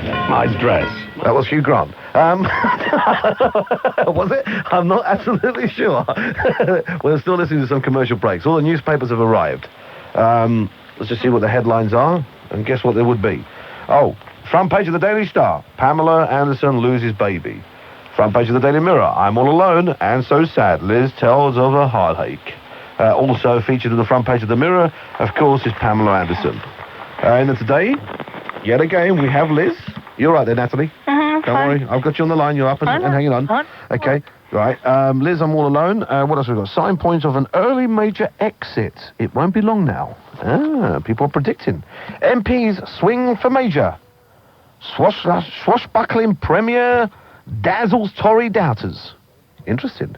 The Daily Telegraph. Major gains ground with fighting talk. Do you know what? There was a poll that actually suggested that John Major is increasing in the popularity stakes. That is amazing. The man is not as stupid as you think. John Major seems to be a fairly positive, clever guy.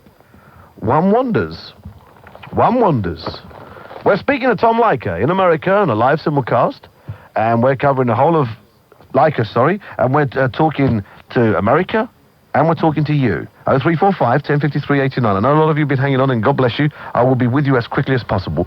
Those of you that we've called back, please hang on, we're paying the bill. However, there are some people that have been hanging on a long time. Here we go. Let's make a note to the sales team tomorrow. 21 minutes after the hour, the Tom Leykis Show. Thanks for tuning in. We are linked up with Talk Radio UK, and speaking of David Letterman, who is seen both in this country and in the UK, we have... did you see the top 10 list for the top 10 new Hugh Grant movies? Caesar. Sorry, I wasn't sure if you were talking to me.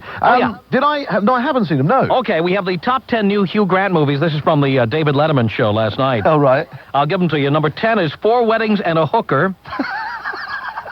Yeah. Number 9, a 1-hour hotel room with a view. Go on. Number 8, Pantsless in Seattle. Very good. Number 7, the Bill Clinton story. Oh, no! Number 6, the British are coming, the British are coming. Oh, lovely. Number 5, Batman loosens the old utility belt. Oh. Number 4, Die Hard with a Call Girl. Oh, yeah. Number 3, the back seats of Madison County. Number 2, Don Juan de Buttafuoco. Oh, no. Yes, and number 1 on the list was Polka Hooker. No! I'll tell you what, he's amazing, that David Letterman. He's amazing. He really is. Brilliant. Now, here is an interesting fax we received from a listener in Los Angeles named Kurt Hayden. And by the way, our fax number here, if you'd like to fax us, is area code 310-854-4455. And we get faxes all the time from across the country. This one says... 4455? 4455. Don't forget, my listeners are listening to them. They fax you. Oh, fantastic. They can fax me as well. That would be fine. Here's a fax from Kurt Hayden. He says, Dear Tom, the idea of linking talk radio from the UK to your show is one of the greatest things I've ever heard on your show. I've never heard this done before, and Caesar is a pleasure. He said, I especially enjoy hearing how talk radio in the UK differs from the protected speech of our airwaves. I would like to know if listeners of talk radio in the UK are aware of the influence that political extremists like Rush Limbaugh have on American politics. And I'd also like to know if they're aware that American talk show hosts can become propaganda machines for a political party without requirement for serious debate. Do they view this with shock or interest? So I'll leave that to you, Caesar. Well, I have to say, from a British perspective, with shock, not with interest.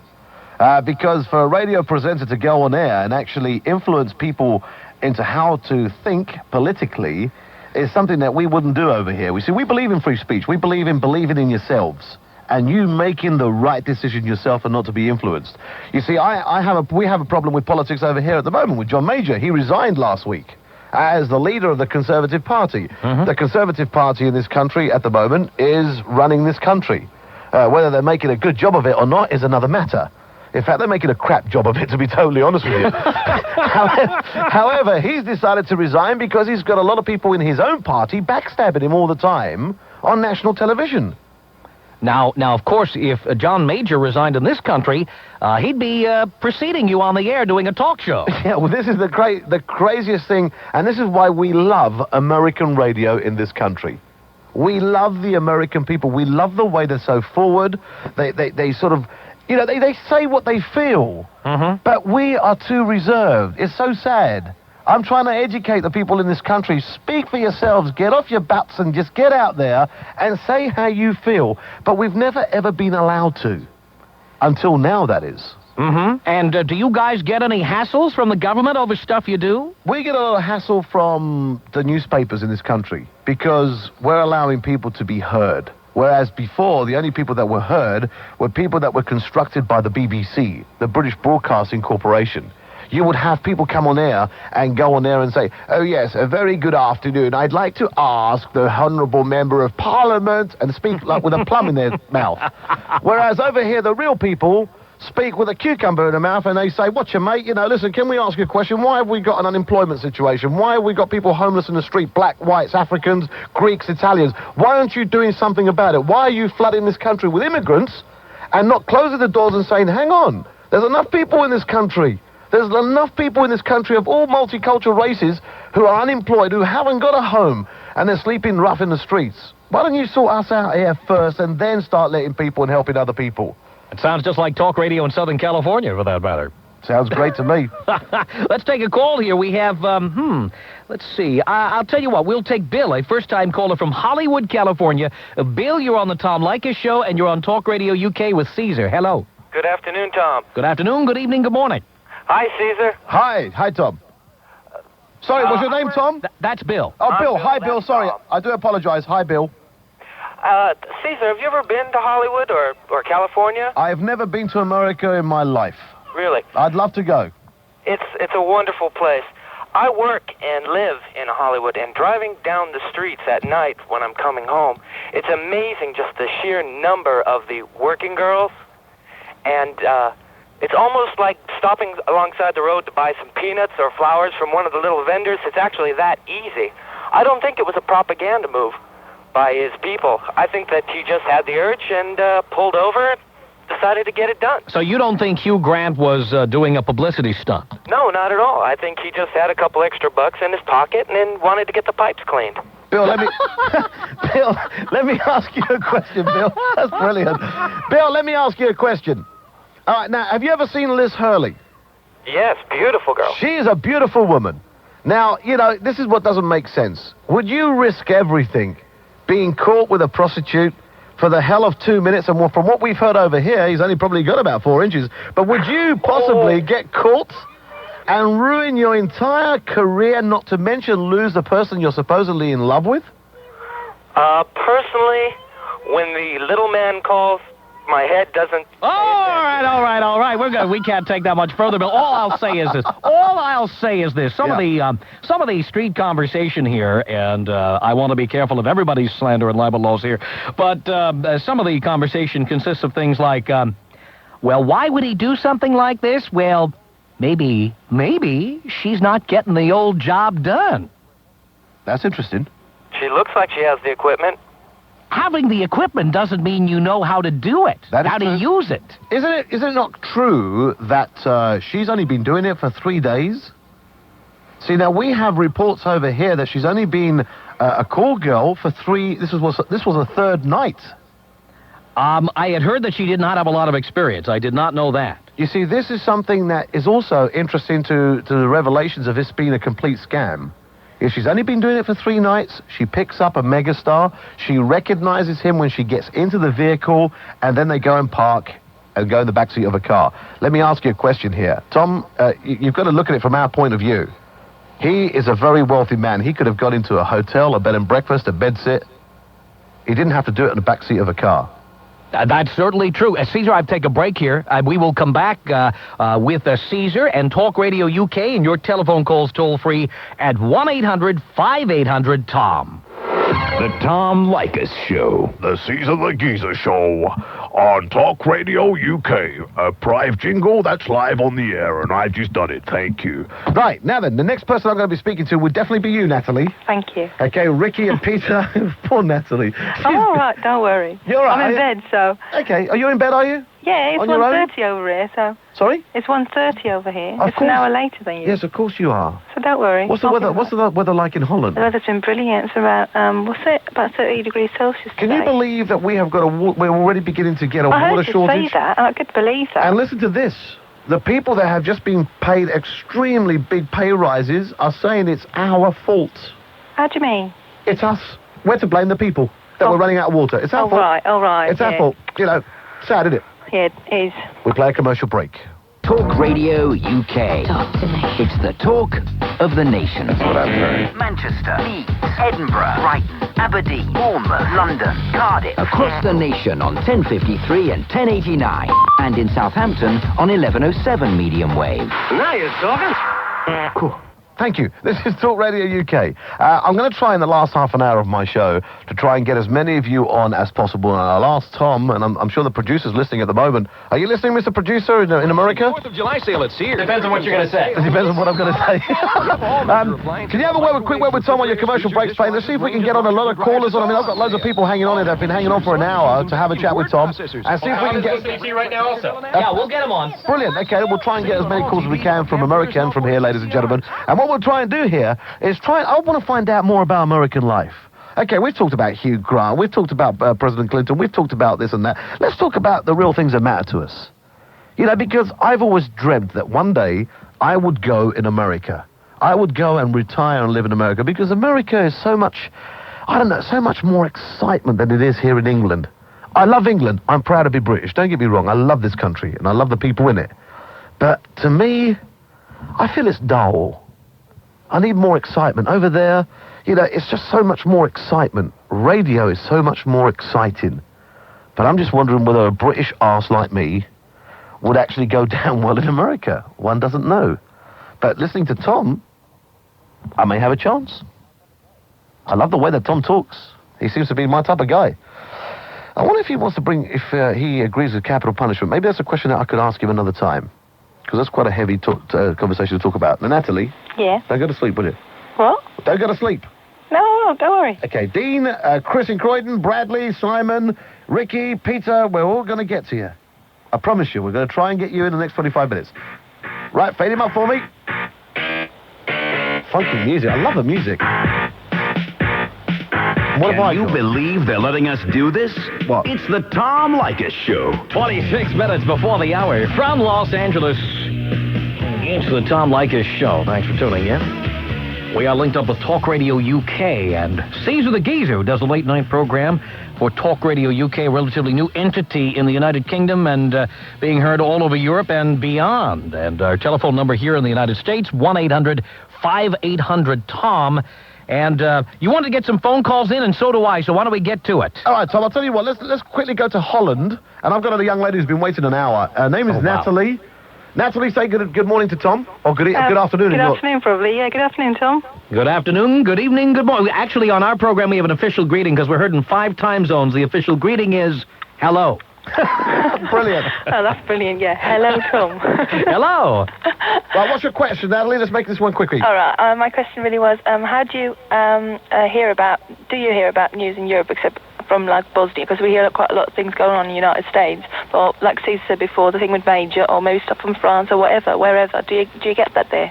It's an embarrassing question you're asking here, Natalie, because in the United States, and someone will argue with me, but I will shout them down. In the United States, we don't seem to have much interest in what's going on outside of the United States. As a matter of fact, on the news, we have both network news and local news in the various cities in this country.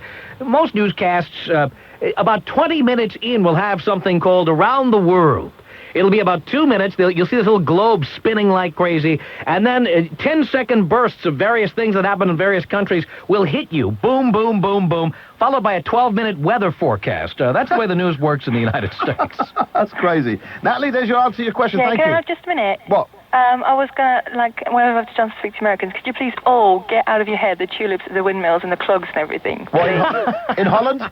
No, the people in America always, when they think of Holland, they think about tulips. No, they don't. They think about dirty books. Oh, shut up. No, they don't. I'll tell you what I think about it. I was in Amsterdam, and I ate the best Chinese food I ever had at a place called the Peking Corner. Yeah. And it was wonderful. Oh, that wasn't in Canal Street, was it? Oh, No. shut up, Caesar.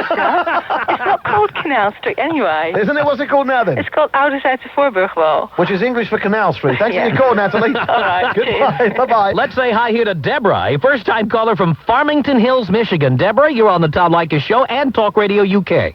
Hello, Tom, and hello, Caesar. Hi, Deborah. Hi. Hi. Tom, I want to congratulate you for a great show and for this innovative show, actually. Thank you. I'm really enjoying it. I'm very nervous, actually. I couldn't believe I got on. Now, I've got to say, can I interrupt, Deborah? Can I interrupt? If anybody comes on my show and says they're the first-time caller, okay, if they say they're the first-time caller and they're nervous, do you know what I play to them? What? I play this. You are physically repulsive, intellectually retarded, you're morally reprehensible, vulgar, insensitive, selfish, stupid, you have no taste, a lousy sense of humor, and you smell. But it doesn't include you, Deborah, only the English No, people. I know it doesn't. I know it doesn't. I have a comment about Hugh Grant. Go ahead. Okay. First of all, you were talking about him enhancing that this is going to enhance his popularity, or that this will do nothing to his popularity in Great Britain. However, here I'm losing my train of thought. However, first of all, I think it was a very stupid act. I can't imagine anyone in his position wanting to do something like this to enhance his popularity. He was popular. He is popular. Well, hang on a minute. Hang on. Sorry, Deborah. I have to say he was popular a year ago. Okay, well, here in America, as far as I know, people are flocking to see his movies. Right. All right, I just think it was a very stupid act. I think that you said that this probably will have no bearing on his career. Absolutely. Status? No? Well, so I'm only speaking on my behalf here. I'm not speaking for Tom, but from my own opinion, I don't think it'll affect him at all. Okay, but you also mentioned something about him enhancing his masculinity because of the movies such as Judge Dredd and enhancing it. And I think that was this like Gary Hart? Was this enhancing his masculinity by... But he was not a movie actor. He was a politician. No, I think that what he was doing was sabotaging. Perhaps he's sabotaging his career. Why would he want to do that? I don't know. Why would he want to pick up a hooker in the middle of the night? Well, if you have to ask that question, Deborah, we'll have to sit down for more than a couple of minutes on the radio. I know. Well, that's just something I was thinking of, and I think it was a very stupid act, and I don't think it's a publicity stunt. Deborah, you call us anytime. Thank you. Thank you. Caesar, you have a call? Quickly go to, hang on, who's been hanging on a long time here? Blimey, is he really? Ricky. Hi, Caesar. A very good evening to you. Ricky, where are you calling from? I'm South Harrow. From South Harrow, the posh area? No, but I'm just down the road from the posh area. Oh, right, okay, fine. Say hello to Tom. Hi, Tom, how are you? I'm fine, Ricky. How are you? Not too bad. Can't complain. I just wanted to say, I switched my mind so many times over this Hugh Grant thing. Sometimes I think it's a publicity stunt, and others it's like, no way, it's not. It's genuine. He actually wanted something from the thing. It's just so amazing listening to everybody's views on this. But generally, I mean, in America, is the feeling that it is a publicity stunt, or is it genuine? What do people in America think about it? I don't think most people have said that they think it's a publicity stunt. There are certainly people who call talk shows and say that. Frankly, I think we're just titillated by the whole thing. And may I say, as an American myself, we are as happy as pigs in slop when these stories come out. We love them. We love when OJ Simpson is in trouble. We love when Dee Dee Myers, the former presidential press secretary, is caught driving drunk. We love that stuff. We live for that stuff. And we live to see it on TV, and we've got a bunch of tabloid TV shows here, like one called Hard Copy and another one called A Current Affair. And we just love it. We don't really... with Hugh Grant, we haven't really gotten into whether it's a publicity stunt. It's just, we want to hear Divine Brown. I mean, we want to see that interview. We want to see her go on the Oprah Winfrey Show and spill her guts. That's what we want. Thanks for your call, Ricky. You got a call there, Tom? I certainly have. Let's say hi here to John, a first-time caller from Seattle. John, you're on the Tom Leykis Show with Talk Radio UK. Hello. Hello, Tom. Hi. How are you doing this afternoon? I'm doing fine. Do you care, John? Yes, actually I do. This is an absolutely fascinating idea. Cool. To be able to sit here in Seattle and just hear people calling from all over Europe and the UK. I mean, I was sitting in my living room and I'm hearing a caller talking in from Scotland. And it just totally floored me. Saying hi to the Mormons, by the way, which I thought was fascinating, yes. Well, we have a lot of Mormons in this city. Well, Cairo used to be owned by Mormons. There you go. Where the Buzz is located. Yes. No, there are no longer. But I've got a question for Caesar about the British press. Yeah. Well, first of all, since there is no First Amendment in England, such as in the U.S., how could The Sun publish headlines like it did in the early 80s, according to a comedian, Ben Elton, if you know who he is? Yeah, we know who Ben Elton is. Less said about him, the better. He's like, well, I said the less said about him, the better. We don't class him as a comedian. Anyway, yeah, well, whatever he did say in one of his routines, and I just wanted to find out if this actually happened, that in the early 80s, The Sun showed a naked 15-year-old girl on the cover of the newspaper with her hands across her breasts, and the caption said, she's only 15, they're already 53 inches, and when she's 16 in 30 days' time, she'll show you her nipples. Now, how could something like that be allowed? I hate to say this, and I wouldn't want to call Ben Elton a liar, but I never saw nothing like that. So nothing like that ever happened? Are you sure it was The Sun? Or are you talking about the Daily Sport? No, he said The Sun. No, I'm sorry. I have to say there that I've never seen that, and I've never heard that either. Okay. So this brings up another interesting issue, though, Caesar, and for people who haven't been to England or haven't seen the papers, these page 3 girls, what is that all about? There is not a newspaper in America that actually purports to print news alongside a topless photo of a woman. What is that all about? Well, basically, in England, you know, they like to have things they can't touch. And we have on every page 3, virtually in every paper. I mean, these are called tabloids in this country.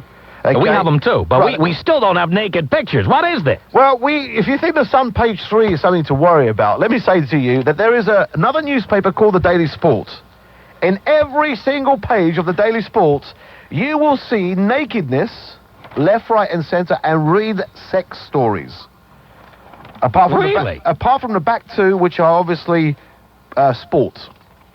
And I'm just looking at the back 2. Well, tell a lie. I apologize. I retract that statement because, in fact, in the second to last page, there's another naked woman holding a rugby ball, and it says Grand Slam rugby ball, and she's hiding a certain part of her body, but that's about it. Now, wait a minute. What does this do to the credibility of a newspaper? What credibility is the question? You see, I mean, you know, there are headlines on this Daily Sport, My Virgin Sex Dungeon.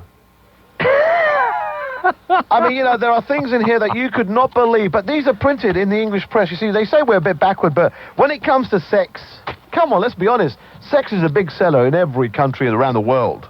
Absolutely it is. But here we have, you know, in the Sun, I'm looking at the page 3, we have Wimbledon over here, which I'm sure you all know about Wimbledon in America. Of course, yes. And of course, she's sitting there holding a tennis racket without a stitch of clothing on. On page 3, brilliant. And then I turn it over, then I see an open leg shot of, check it out, an open leg shot of, what's her name? I've forgotten her name. The prostitute in America. Divine Brown? Divine Brown, yes, goes straight out of my head. There are photographs, exclusive photographs of Divine Brown. How they've got these photographs, God knows. But there is her sitting there on a table with her legs wide open. And there are other photographs of her posing with other prostitutes. Did Hugh bring a Polaroid, is what I want to know. Probably. As a tourist, who knows? We have to take a break here. I'm sure you do too, Caesar, so we will rejoin Talk Radio UK and your telephone calls, as well as the calls of people all over Europe at 1-800-5800-TOM. 15 minutes before the hour. My name is Tom Leykis. This is the Tom Leykis Show. And my name is Caesar the Geezer, and this is an English commercial break. Call Talk Radio UK on 0345 10 53 89. It's the price of a local call, wherever you are.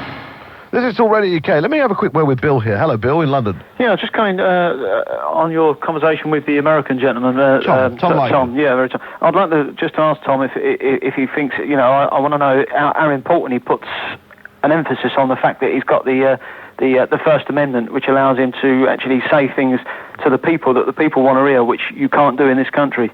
You're going to refer to racism, aren't you? No, we're talking about anything that people decide that they want to talk about. Well, that's the difference with the First Amendment in America and us being British. Well, what I want to say to Tom is that, you know, what we've got in this country, we've got the Broadcasting Standards Act, and we've got the the press complaints procedures. All they're ready to muzzle anything that they don't like and they don't want to go out on the air.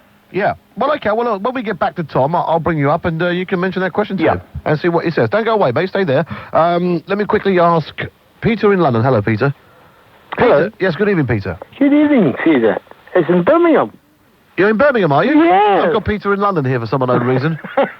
You got lost. What can we do for you? That's it. It's Tom. I want to speak to Tom. You want to speak to Tom? Yeah. Right, hang on, mate. I'll try and get back to you as quickly as I possibly can. He's playing a commercial break at the moment. Yes. Okay, don't you go away. Chris in Croydon, how you doing? Oh, hello, Steve. This is brilliant, mate. This is fantastic. Well done. Do you like this? Oh, yeah, this is brilliant. You ought to do more of it. Do you know what? I love listening to American people putting their points of view and our points of view, and it's great. It unites two countries together, and we get to learn about each other. Yeah, it's fantastic what you've done there, Caesar. It's really good Well, stuff. it wasn't mate. me. You've got to I be mean- our number one broadcaster now, I should think. Listen, but the credit goes to my producer The whole here. team, yeah, I know, and to Talk Radio Colin put it UK. together, and certainly Bogey, funnily enough, Yeah. and also the producers over at Tom Leykis Show. I think they're the ones that deserve the credit. I don't. They asked me if I wanted to do it. I said I'd love to do it, and they were the guys that put the whole thing together. So the credit goes to them, not me. Yeah, what I was interested in was in that freedom. It doesn't seem really they got more freedom. It's the way they say it, isn't it? I mean, when that guy was coming on saying they're the little man, he went down on him like a ton of bricks, didn't he? Well, that's a fair comment. Yeah, actually, that's a fair comment. I want to ask him about Larry King. When he went out to Area 51, they took all his tapes away. Don't go away. Hang on here. Hang on a second. That's interesting. Area 51, UFOs. Very interesting. But first... 11 minutes before the hour. The Tom Leykis Show from Los Angeles. Caesar, did you have a call you wanted to take? Well, yeah, I've got a couple of calls here, if I may. First of all, for it. the one thing about being, if you have to be real British, you have to employ a butler. Well, I actually have a butler, Tom. Really? Yeah, his name is Basil, and he calls me occasionally through the show. He's looking after the children for me tonight because I actually brought my girlfriend with me to the radio station, whose name's Susie. So I see. Let me have a quick word with Basil. Basil? Oh, good evening, sir. I'm terribly sorry to trouble you now. Everything is quiet here at home, sir. Basil, hang on. Would you be kind enough to say hello to Tom for me? To Tom, sir? Tom Leykis. We're simulcasting into America. Does he, sir? No, you idiots. Does We he are like it? simulcasting to America. We're live. We're going out in America as well, you twit. Oh, the United States, sir? Yes, Basil. Say good evening to Tom. Oh, good evening, Mr. Tom, sir. Good evening, Basil. Good heavens, you are real. I am. Oh, well, sir, well, in that case, may I ask you a question, sir? Yes, sir. Well, that's very kind of you, sir. And what do the Americans now think, sir, of our royal family? It's just another thing to watch on tabloid TV, and we keep hoping those hidden cameras are going to keep popping up all over the place. How disgusting. Do you really, sir? Good heavens. That's have exactly we gone correct. down, sir, in your estimation with regards to the royal family? I'm sorry, could you repeat that, please? Yes, sir. I'm so sorry. I will speak slowly for the Americans. Of course, I do understand. Easy, Basil. I beg your pardon, sir. Well, the Americans do speak rather fast, you see, sir. I understand that, but yes, Basil, we're not all brought up in the Royal Society as you believe and speak with proper English. As you would say, sir, with plums in our mouths, I think Absolutely, is the yeah. expression, You're obviously offended by the remarks that I made earlier on, Basil. Is that sir, correct? I am not in any position to be offended by any remark that you make, sir. Basil, the second word is off. You try and figure out what the first one is. Yes, sir. I see what you mean, sir. Thank you, Basil. Well, thank you, sir. I must move on. Well, before you do so, can I ask a quick question of Miss Susie, if she's still there, sir? Yes, Basil, of course. Oh, thank you, sir. Miss Susie, we've gone through all of the disposables. Oh, if Mr. Tom is still listening, that's diapers, I believe, in your expression, sir. We've gone through all of that. Is there any more anywhere, madam? No, Basil. You can try using one of the cats, though. One of the cats? Yeah, oh, Lord. I believe you just said that. I don't believe you just said that. It worked last week when I ran out. Thank you. Susie, shut up. Susie's my girlfriend. Basil, I'll speak to you later. I'll use the rabbit, sir, don't worry. Yeah, use the rabbit. I hate the bloody thing. Use the rabbit. You're very good, sir. Good night, Mr. Tom, sir. Good night, Basil. Yeah, good night, America. Basil, listen, this is a very interesting call, and maybe you can... I'm sorry about that, Tom. Yes. I really am. Chris is in Croydon now. He had a very interesting question. Yeah, thanks, Steve. Morning, Tom. Oh, I Morning, should say Chris. good day to you, Tom, and good hello, America. Larry King, you went down to Area 51. Now, you better explain what Area 51 is, Chris. Well, it's an area of a secret Air Force base out in America, which doesn't seem to be any more secret now because it's been around, it's been well printed over here. Is that right, Tom? It was on the Larry King Show. Larry King Show. This is Larry King. Yeah, he had all his audio tapes and videotapes sort of taken away by the local sheriff down there. And there's a court case going on with CNN to try and get them back. Did he get them back? I don't know the answer to that question. I certainly haven't spoken to Larry, and Larry is on television when I'm on the radio, so I don't get a chance to follow his exploits on TV. Right. See, now we get... Thanks for your call, Chris. Cheers, everyone. Bye-bye. We get to see Larry. I spoke to Larry last week. Was it this week or was it last week? I spoke to him last week, I believe. No, it was this week. I spoke to Larry at the beginning of the week. He was interviewing Maggie Thatcher.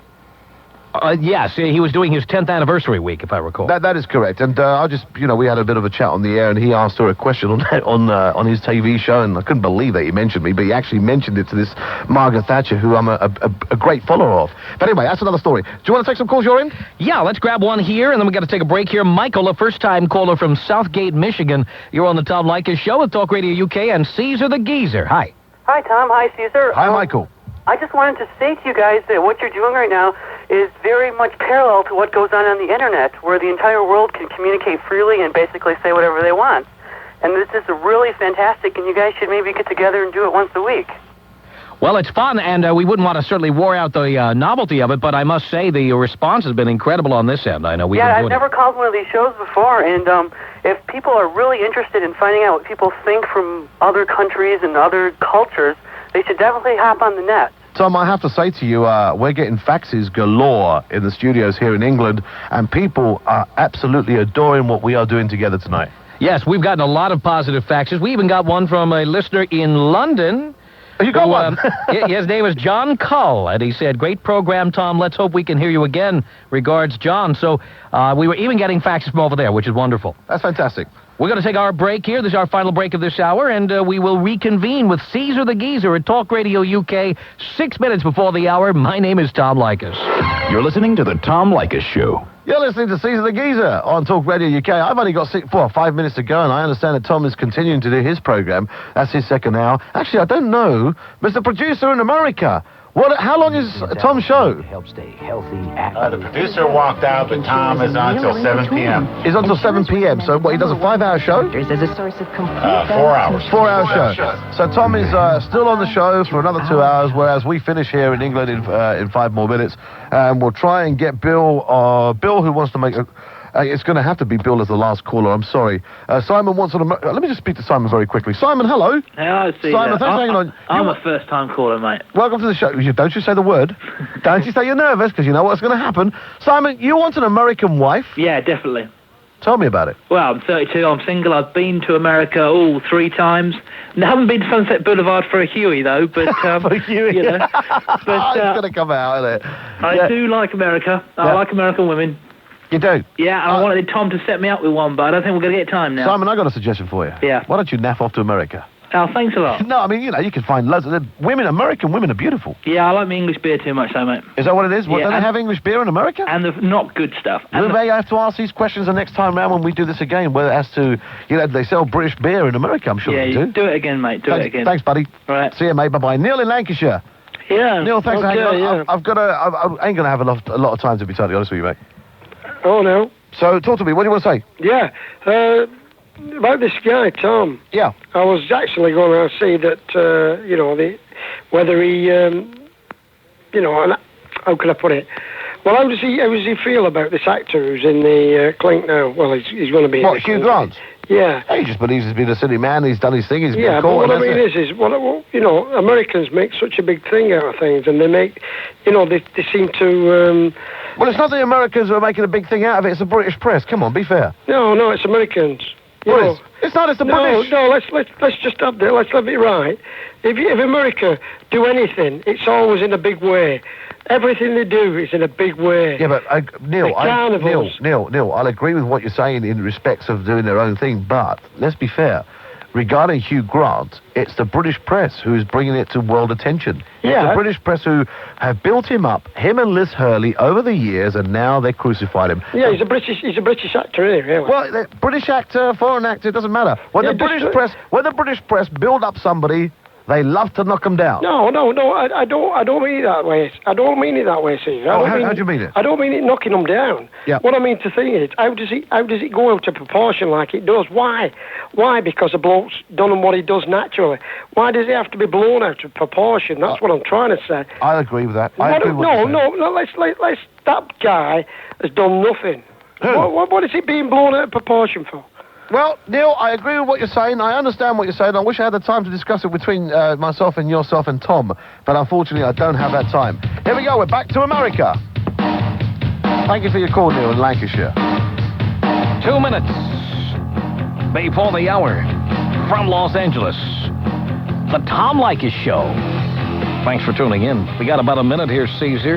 Yeah, we certainly have. Well, I'm on the air for another minute, and then I finish my show and hand it over to the next show, but I'll still be around for you. If you want. I think, what are we doing here? We going to continue? We're going to wrap up? What are we doing here, Eric? We're going to, we can continue, we can wrap up. It's up to you. All right, I'll tell you what, why don't we continue, because it's just been fun. We'll have some more fun here. We'll do it. We'll continue with Caesar.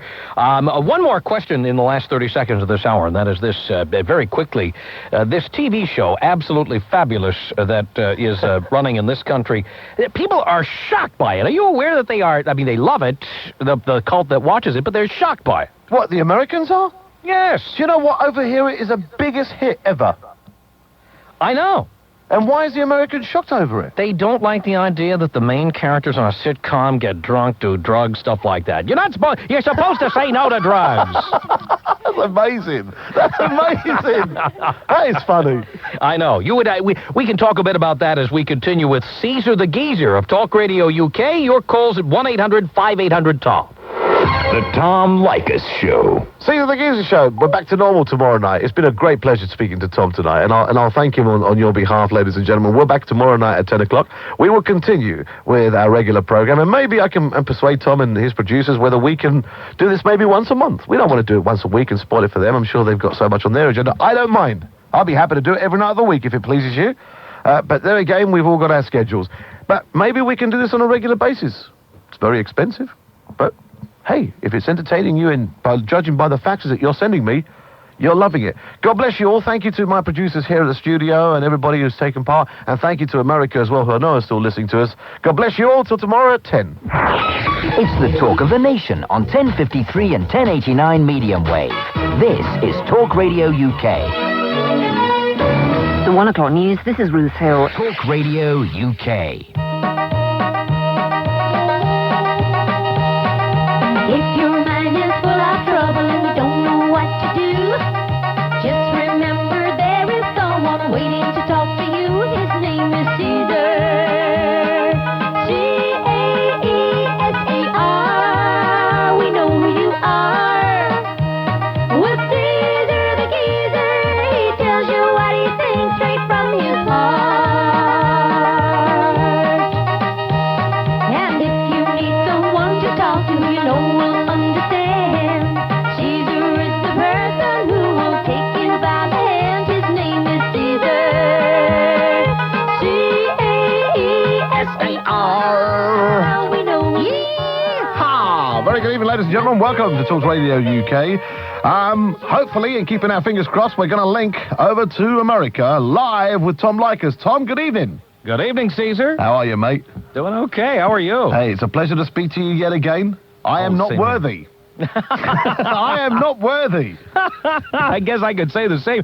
I know you've had the same reaction. We have gotten thousands of responses to the show we did back in June. We absolutely had to do another link-up like this. I could not believe the amount of response we got in this country, and we got calls from Belgium, France. We've had letters from people saying it was just fantastic to be able to hear what goes on in America and the way that we cross-communicated and spoke to each other. It went well, considering it was only a trial thing, wasn't it? It really was. We were just testing the technology to see if it would work. We had no idea we could pull it off. And fantastically enough, here we are together.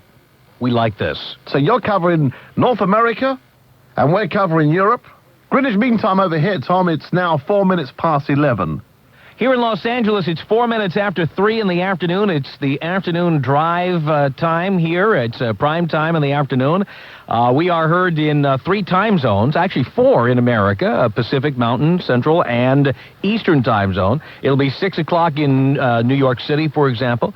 And in addition to all of that, we are heard on 165 radio stations across the country. That's fantastic. Over here, we cover the whole of the UK. We cover Scotland, Ireland. We go into France. We go Belgium. We've had calls from Greece. So we're covering calls from Italy, Spain. So we go everywhere, apart from America.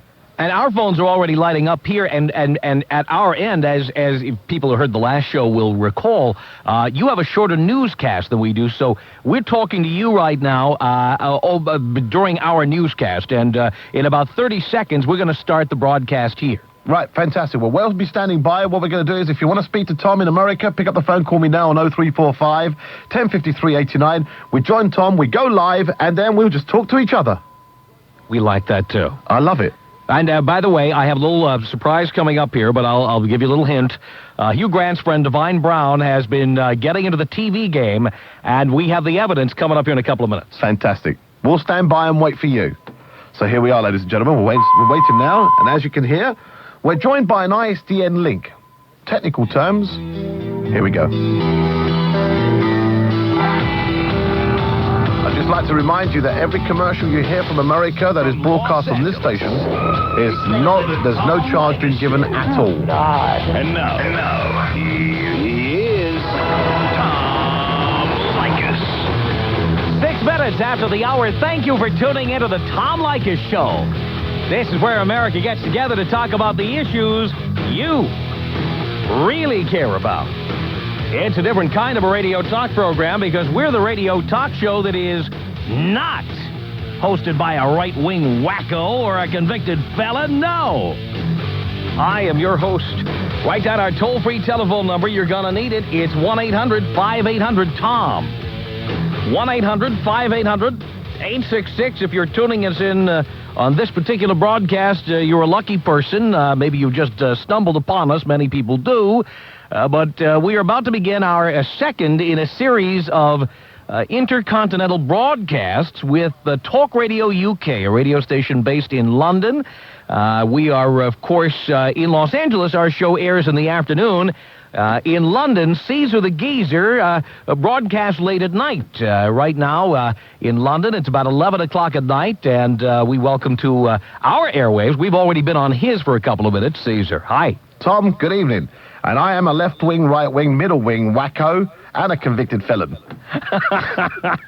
I'm not convicted yet. I've only been accused. Well, that's fair comment. How are you? I'm doing just fine. Tell me, what's the weather like there in Los Angeles? In Los Angeles today, it is medium hot, not really annoyingly hot. Los Angeles this year has really not been...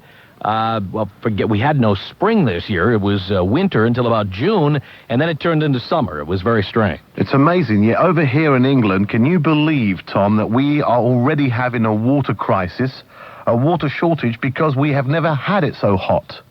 Really? This is unbelievable. Here, I mean, this country is known for a wet climate. And yet we have had such a hot... It's been so hot here that we're just about to get into another mini heat wave. And already in parts of Great Britain, we're having hosepipe bans and we're having a water shortage. Now, is the Thames getting down to a real low level again? I was there once when it was down practically to a puddle. Well, it's still there. It's still mucky and it's still dirty. Oh, good. I'd hate to hear anything else. So... let's talk for a minute about this water shortage. Here in Southern California, we had a drought for 5 years. 5 years, and we got these public service announcements on TV and radio telling us various ways we could save water, like put a brick in your toilet tank was one suggestion. This was on television and on radio. They would tell you to do this. They would tell you to get these low-flow shower heads, and, of course, you'd have to turn the water on as high as you could get it just to get a little sprinkle of water. And, of course, we were into this water conservation mode for a couple of years. Then we found out that in California, 87% of all the water used is used by the agricultural industry, and only 13% by stiffs like us. And I said, what the hell am I doing? I'm taking that brick out of the tank. That's crazy. And I did. Yeah, what was amazing was you go to the ball game, you go to the baseball game, and the field was green. I mean, you had yards and yards of green outfield. And I said, you know what? When they go brown, that's when I'm going to start saving water, but not until. Blimey. Well, I have to say to you, the last time we had a crisis here, I think it was back in 1976. Where we had a spate of hot water, and they were suggesting here that we shouldn't take baths, we should shower together with our loved ones and our family. Some of us are doing that already. Now what do you do to save water? Well, I'm still doing it, and I've been doing it since 1976, hence why I've still got 6 kids. Now, another big story that we are dealing with here, of course, is the death of the leader of the Grateful Dead, Jerry Garcia. You would not believe how much coverage this is getting in America. What, in America? Tons of coverage. That's fantastic. We're getting some coverage here at the moment. I mean, they're not as big as here as they are in America. I have never understood, and we did a show about this yesterday, I have never understood the appeal of the Grateful Dead. Never. And I've never understood the appeal of Jerry Garcia. And this was the lead story on all of the network newscasts here last night. That's amazing. That's totally amazing. I call them the ungrateful dead here, and because we're just not into that sort of music. We have a minority here who are into heavy head-banging music, but unfortunately, it didn't really make big news here. Yeah, absolutely. I don't get it. And last night here in Los Angeles at Griffith Park, which is the largest public park in America, 8,000 people got together for a vigil where they were doing the usual taking drugs and selling T-shirts and banging drums. In honor of Jerry would have wanted it that way. That's unbelievable. We found out that Jerry, by the way, apparently was in a drug treatment center being treated for a heroin addiction. And they say at 53 he died of natural causes. Yeah, I believe that. Well, it's perfectly natural to put drugs into your body, eat like a pig, never get any exercise, and drop dead at 53, I would say. That's amazing. So what are we doing? What else? I understand you have something really hot for me. Oh, you're going to love this. You and your audience, Caesar, are going to love this. I can't wait. Now, here in Los Angeles, and in fact in most of the United States, people are aware of this. Some people, I would bet most people in America have never even heard all of this. Here in Los Angeles, we're being deluged with it. Yep. But as people probably know, Hugh Grant's new best friend, Divine Brown, has suddenly found some new lines of work that don't require her to hang out at the bus stop. And among them, I guess she did an underwear commercial in Brazil, telling women that if they wear a certain kind of underwear, they're less likely to lose their husbands. And she also has done, and this is amazing, a television commercial for a radio station here in Los Angeles. That's unbelievable. And now what's interesting about it is that the radio station, this is not some hardcore rock and roll rap radio station. The radio station that she did the commercial for is extremely conservative. I mean, it is a station that plays everything from Johnny Mathis to Barbra Streisand to Gloria Estefan. I mean, it is the lightest, fluffiest, most inoffensive radio station.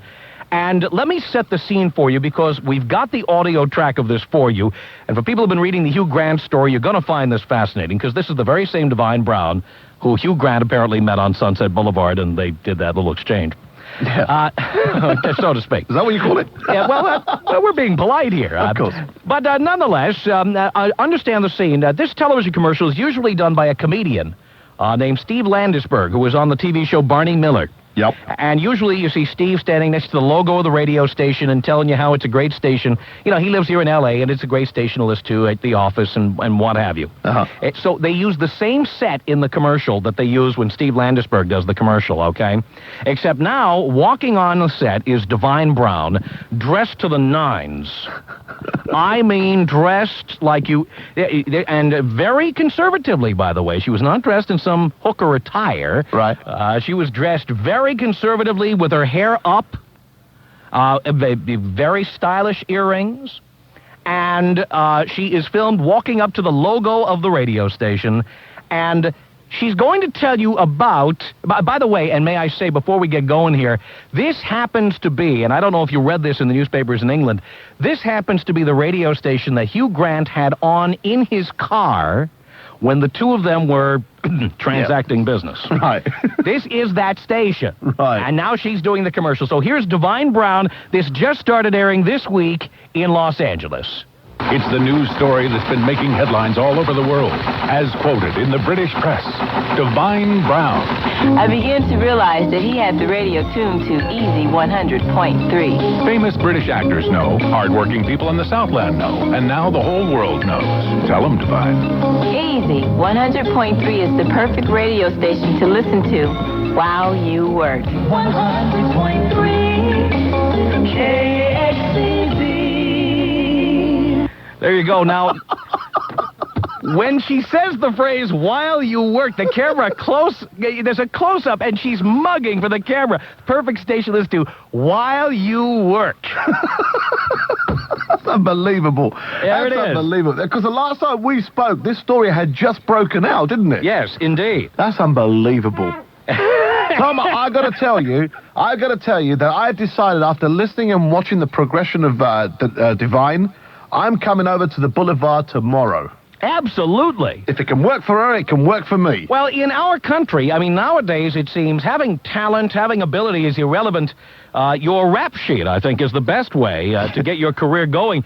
Of course, I mean, look around in this country. You've got G. Gordon Liddy of Watergate fame has a radio talk show.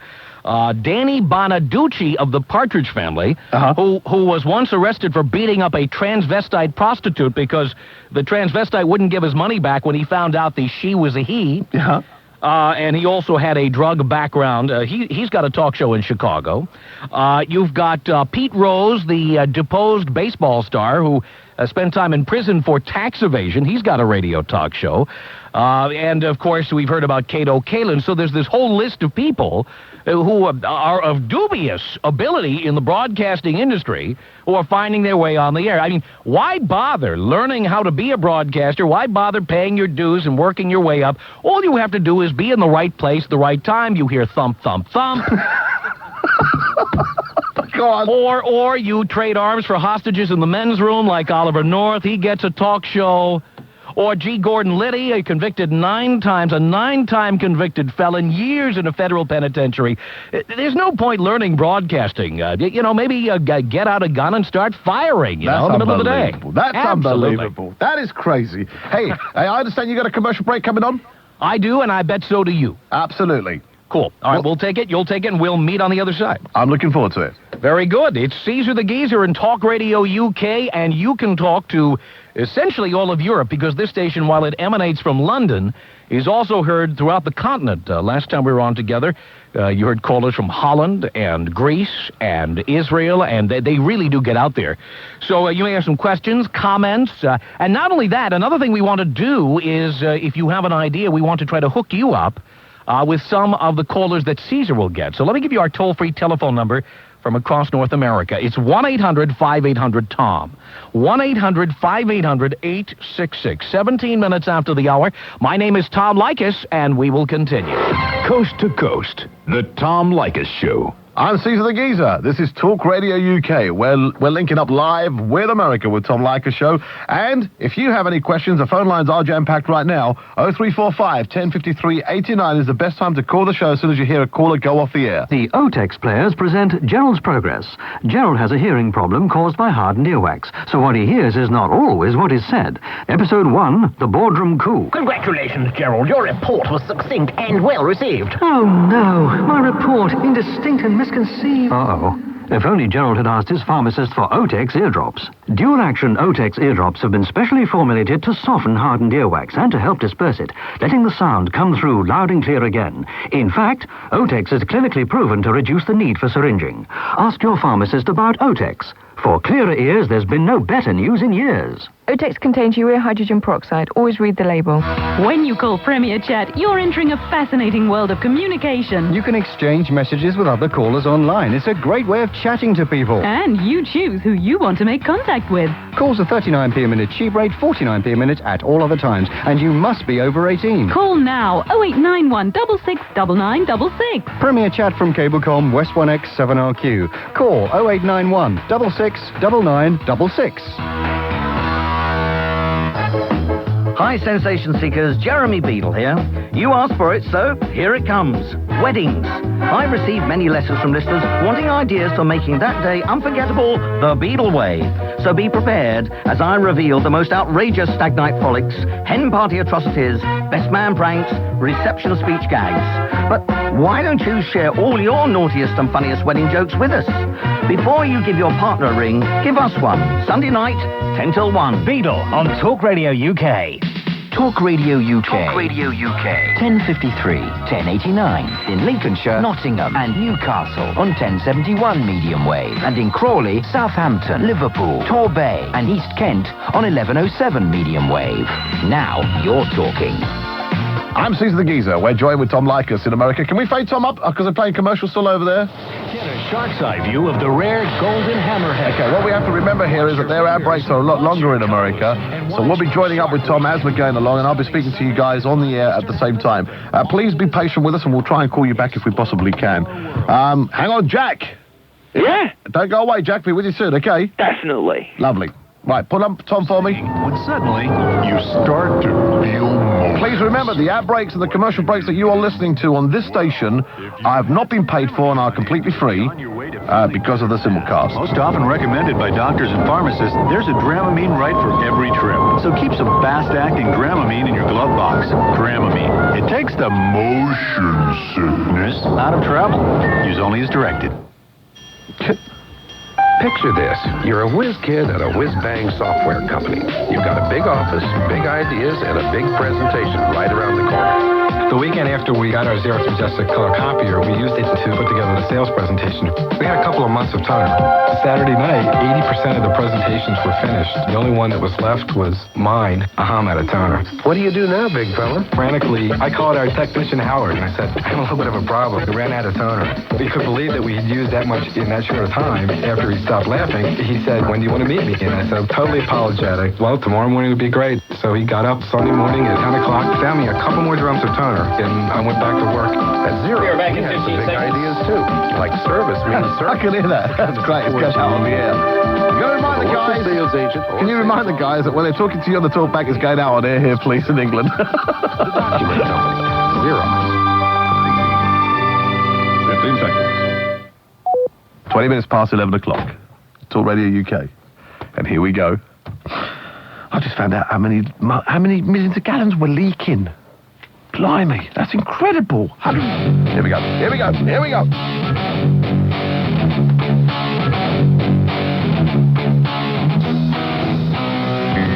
Here it is, 21 minutes after the hour. From Los Angeles, the Tom Leykis Show. Thanks for tuning in. And we are joined by Caesar the Geezer at Talk Radio UK, based on hundreds, if not thousands, of responses to the last show we did in June. And we were talking about this, Caesar, and I don't know if you've talked about it yet with your audience, but we were talking about the possibility of linking up some of the callers together so they can have it out or ask questions or do whatever they want to do here. Well, I've got them here from Manchester, Hove, Lincolnshire, Horsham, Essex, in Redditch, and in Manchester again. That people are just lined up ready to talk to you, Tom, and hope we can do it vice versa. Excellent. Why don't we take one of your callers first? Go for it. Okay, we start with Jack in Manchester. Jack, how you doing? Hey, very excellent, Caesar. Good evening to you. Say hello to Tom in America. Tom, you little devil. How are you? I'm okay. Hey, great. I'm feeling ace. I can't believe I'm on the radio. You're on the radio all across America and apparently all across Europe as well. Definitely. I tell you, I've got an auntie that lives in Oregon, so if she's listening to me, right, I'm here. I'm there. Jack. We are all over Oregon. What city in Oregon? In Portland. We are on Portland. We are on Portland on KOTK right now. Hey, KOTK, Auntie Rita, get here. I'm on. Jack. Hey, what I must say, first of all, right, is Caesar, you've got to get yourself a new jingle. What's that a jingle? It's like a Caesar, the dog food, Caesar, Caesar. Jack, don't be a dipstick all your life. Get on with the conversation. Right, definitely. I'll tell you what I want to say. I've got a true story for you. Yeah. I was in Caesar's Palace, right? Is this the one in LA? Sorry? Is this the one in Los Angeles? Yeah, no, in Las Vegas. Oh, Las Vegas. Sorry, right, Yeah. okay. And I drove up through Death Valley, okay, right? And I went into Caesar's Palace, and I asked for a room. And we got a really nice studio room for about $23, which was really ace. And when I went down to play on the gaming tables downstairs, right, I was with my girlfriend, and this guy started to touch my butt. Listen, Jack, What? do me a favor. Really? The second word is off. Go and play with it. Now, listen, I've got to say to you, sometimes, occasionally, we get the occasional ones that comes through, Tom. I'm sorry. Now, we can allow that on. I don't know about you, but we certainly could. I don't know what he was on, but whatever he was, I want some of it. I wanted to find out where they went from there. No, I didn't want to carry on. Let's say one of your callers, Tom. Here we go. Let's say hi here to DJ, calling from a car phone in Port Townsend, Washington. DJ, you're on the Tom Leykis Show with Caesar the Geezer and Talk Radio UK. Hello. Hello there. How are you? Okay. I'm a little bit disturbed that a quote ho unquote can get on TV or radio and become a celebrity. I think it's totally disgusting and immoral. DJ, had you heard about this commercial? No, I had not until you presented it today. Yeah, this is the talk of Los Angeles, and I must say to the folks at the radio station that it's going to get them a lot of attention. I think. Well, sure, it's going to get them a lot of attention, but this is like bad attention. I don't know. I mean, is there bad attention in the media? I don't know. Sure, there is. Obviously, I mean, this woman is low life. Well, hang on a second. She's out on the street hooking. DJ. She can become a celebrity. DJ. DJ. People that are out there. DJ, Caesar wants to say something to you. Yes, sir. DJ, with the greatest respect, she's still a human being. The fact that she may be a prostitute and by profession, I don't have a problem with that. Well, that's your opinion. I believe that she is capable, able-bodied. She can go out and secure a position in a job that is. This is disgusting. I cannot believe this. She could go to work at McDonald's. I know, grant you, it doesn't pay her $500. That's an immoral. We're not going to say that phrase on the air again, are we, DJ? No, we're not. We're not going to be bringing that one up again. No, I'm just real disturbed about this. That a person of this caliber, grant you, she is a human being. No one denies her that. The fact is her type of job. But you understand now, if she does TV commercials and gets her own talk show, I mean, I'll tell you what, if a talk radio station were smart, she'd be doing the sex advice show starting tonight. Oh, please. Now, that's right, Tom. Give in to some more immoralization but of isn't the that, United States. But wait a minute, isn't the job of a radio station to get a big audience? You telling me people wouldn't tune in droves to hear Divine Brown giving her advice, maybe broadcast from Sunset Boulevard, that would be a show. Oh, you're right. You're absolutely correct on that. I cannot argue with you on that issue. Do I sense a bit of jealousy here somewhere along the line, Tom? I think so. Hey, DJ, let me point this out to you. Now that she's doing TV commercials and who knows, maybe she'll have a talk show. Maybe now she doesn't have to do any more hooking. The radio station claims she's now a former hooker.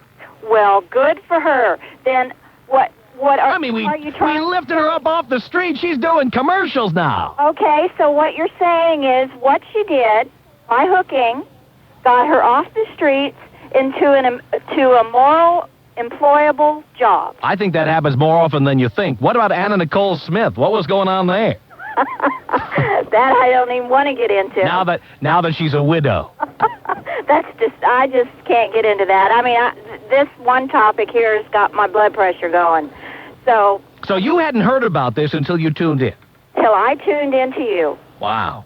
I'm telling you. Right. I'm really living back here in the backwoods, I'll tell you. All right, DJ, thank you. Thank you. Appreciate the call. Do you have a caller, Caesar? I certainly do. It's Ruth in Hove. Ruth, a very good evening to you. Welcome. Hello. Good evening, Caesar. Good evening, Tom. Hello, Good evening. America. Hi. Hello, America. I live in Hove, which is just outside of Brighton, which is a very historical English seaside resort. Have you heard of it, Tom? I have indeed. Right. We've also got a wonderful radio station called Talk UK. And we've got a guy called Caesar. How much money do I owe you so far? Now, hang on a minute, Caesar. Look. You take plenty of stick. How about a bit of praise? This man will listen to anybody's problem and help them. He'll give good sound advice and then cut them off when they're being stupid. Now, do you do that, Tom, with people? That's exactly what I do. Do you give advice to to your callers? Well, I've been married 4 times, so it depends on what kind of advice they want. How many times? 4 times. 4 times he's been married. My goodness me. My goodness me. What is wrong with that? Well, that's great. He's feeling his way through life. Well, he's just getting experience. And I mean, you know, if you've been around a few times. Keep doing it, and you get it right. Yeah, we eat our cucumber sandwiches here for tea. We lead a very English lifestyle. And we've got a pebble beach. And the sea comes washing over those stones. And when one has nothing else to do, you can walk quietly along the promenade and count the pebbles on the beach. Wonderful. The Tom Leykis Show. With the greatest respect, Ruth. Yeah. He's playing a commercial break. Yeah, okay, thanks very much. See you later. Bye-bye. Bye, darling. Bye-bye. We didn't have a warning there. He probably got fed up hearing about poor old Hove in Brighton. I mean, you know, the beaches over there in America are so crystal clear and beautiful, and yet the British beaches here are disgustingly mucky and brown. And she's sitting there telling him, "Oh, Ruth, I love you." I play a commercial break. When you call Premier Chat, you're entering a fascinating world of communication. You can exchange messages with other callers online. It's a great way of chatting to people. And you choose who you want to make contact with. Calls are 39p a minute cheap rate, 49p a minute at all other times. And you must be over 18. Call now, 0891 669966. Premier Chat from Cablecom, West 1X 7RQ. Call 0891 669966. Talk Radio UK. Information, entertainment, and debate. Can you detect the odour of anything other than fresh air? The World Health Organization have said the stuff that you are breathing at the moment, substandard. 57% of those surveyed said ban private cars in city centres. Of course people will say yes, we ought to, but perhaps as you walked away from the conversation, you would think to yourself, what will this actually mean for me? It's something that would be enormously inconvenient to you. So in your heart of hearts, you hope and pray that it never happens. You've hit the nail on the head. There must be lots of people who actually won't be able to park their car outside their own home. That is going to be a problem. Of course it's difficult, but the cars do make me so ill. If I'm in Plymouth an hour, I'm bushed. If it makes you mad, talk to Tommy Boyd, weekday afternoons 4 till 7 on Talk Radio UK. He's big. He's bad. He's a Greek god. Oh my goodness. He's persistently rated #1. He is Caesar the Geezer. Don't believe all you hear. 29 minutes to midnight. This is Talk Radio UK, broadcast into the whole of the UK. And I have to say to you that if you're going to call up to speak to Tom, please speak to Tom about something relevant and something of a topical issue. Tom is still playing a commercial break in America. We'll be joining that very, very shortly. I'll be speaking to Dave in Essex next. I think it's our turn. No, it's Tom's turn. So let's just go up. Can we just fade up America, please? And it helps your body utilize oxygen better. You need oxygen, something that I'll tell will you what give I like more listening energy. to. I do actually enjoy listening to American commercials because you'd be surprised how their different perception in advertising a product and our perception of advertising a product is we're very conservative compared to America, and some of the things that they say there. I can't wait to hear some of it. Okay, put up. Energy. I know exactly what I'd do. Go jogging. Play basketball longer with my kids. I'd play some Cajun Bach. For valuable information, call 800-777-2000. 800-777-2000. Ginsana. More energy for life. If this could get me moving, I'd do it. It's time for your annual vacation from Tame TV. Because Shark Week is back on the Discovery Channel. Dive headfirst into a reef shark-feeding frenzy. Get a shark's eye view of the rare golden hammerhead. Oh, that's interesting because they're actually showing that over here at the moment. That's interesting for a conflict. Because they're doing sharks on Discovery, which is on the satellite channel, at this moment. That's interesting. Explore your world. Hey, what's cooking? Well, pretty much everything. You see, my freezer broke. Good timing. Right now, everything's on sale at Sears Brand Central. Everything? Yep. Through Saturday, get great savings on all appliances, electronics, and computers, including top name brands like Sony, Whirlpool, GE, Packard, Bell, and more. It's all on sale. So if I hurry, maybe I can pick up a new freezer before the rest of this food thaws. Sure. Oh, that's great. Here, you want a hamburger? Well, no, I'll get some chicken. Well, these pork chops. Sale ends Saturday at Sears Brand Central. Some exclusions apply. See store for details. Got a message. Just look at some of the faxes as they're coming through. John and Russ. Thank you. Yes, I would love a copy, please. I would love a copy. Thank you.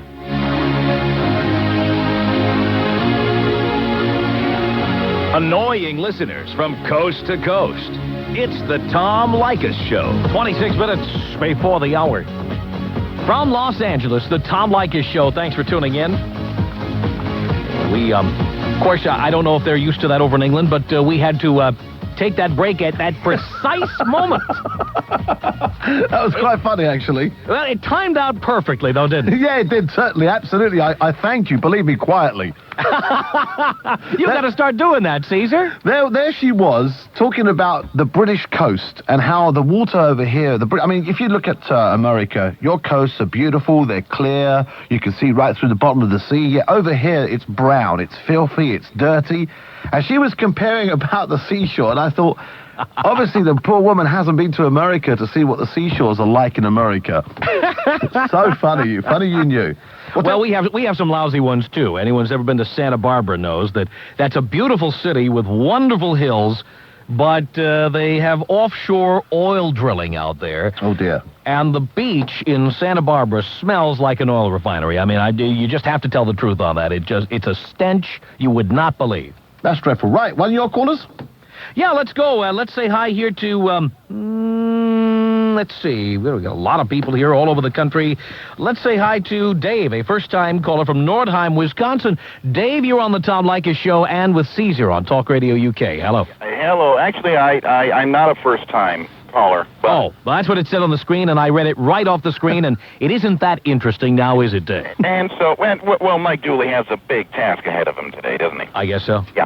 And, Caesar, I'd like for you to try to explain something to me. Sure, In the United States, British comedy has a reputation that's backed up from here to Toronto. Uh-huh. As being so great. And the thing is, aside from The Goon Show, Monty Python, the first couple of Beatles movies, and maybe Tracy Ullman on a good night, it doesn't make me laugh. Well, I'll tell you something. Dave, you keep this between you and me, Dave, it doesn't make me laugh either. Ooh! Monty Python isn't my cup of tea. You've got to have a very dry sense of humor. Mm-hmm. And that doesn't appeal to me. Yet, you say that we have got some fantastic comedy programs here, like Absolute Fabulous. I don't know whether you guys are getting to see the Birds of a Feather. The Birds of a Feather over here is very, very big. And it's very, very funny. I think they've started running that on Comedy Central as well. They have?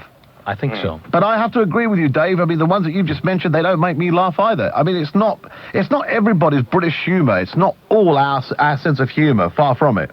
Yeah, and I mentioned to Tom Screener that the most recent television series to make me laugh out loud that was produced in England was Dave Allen at Large, and he was Irish. I thought that was telling. Yeah, that's I mean, Dave Allen is very, very funny. We love him over here in England.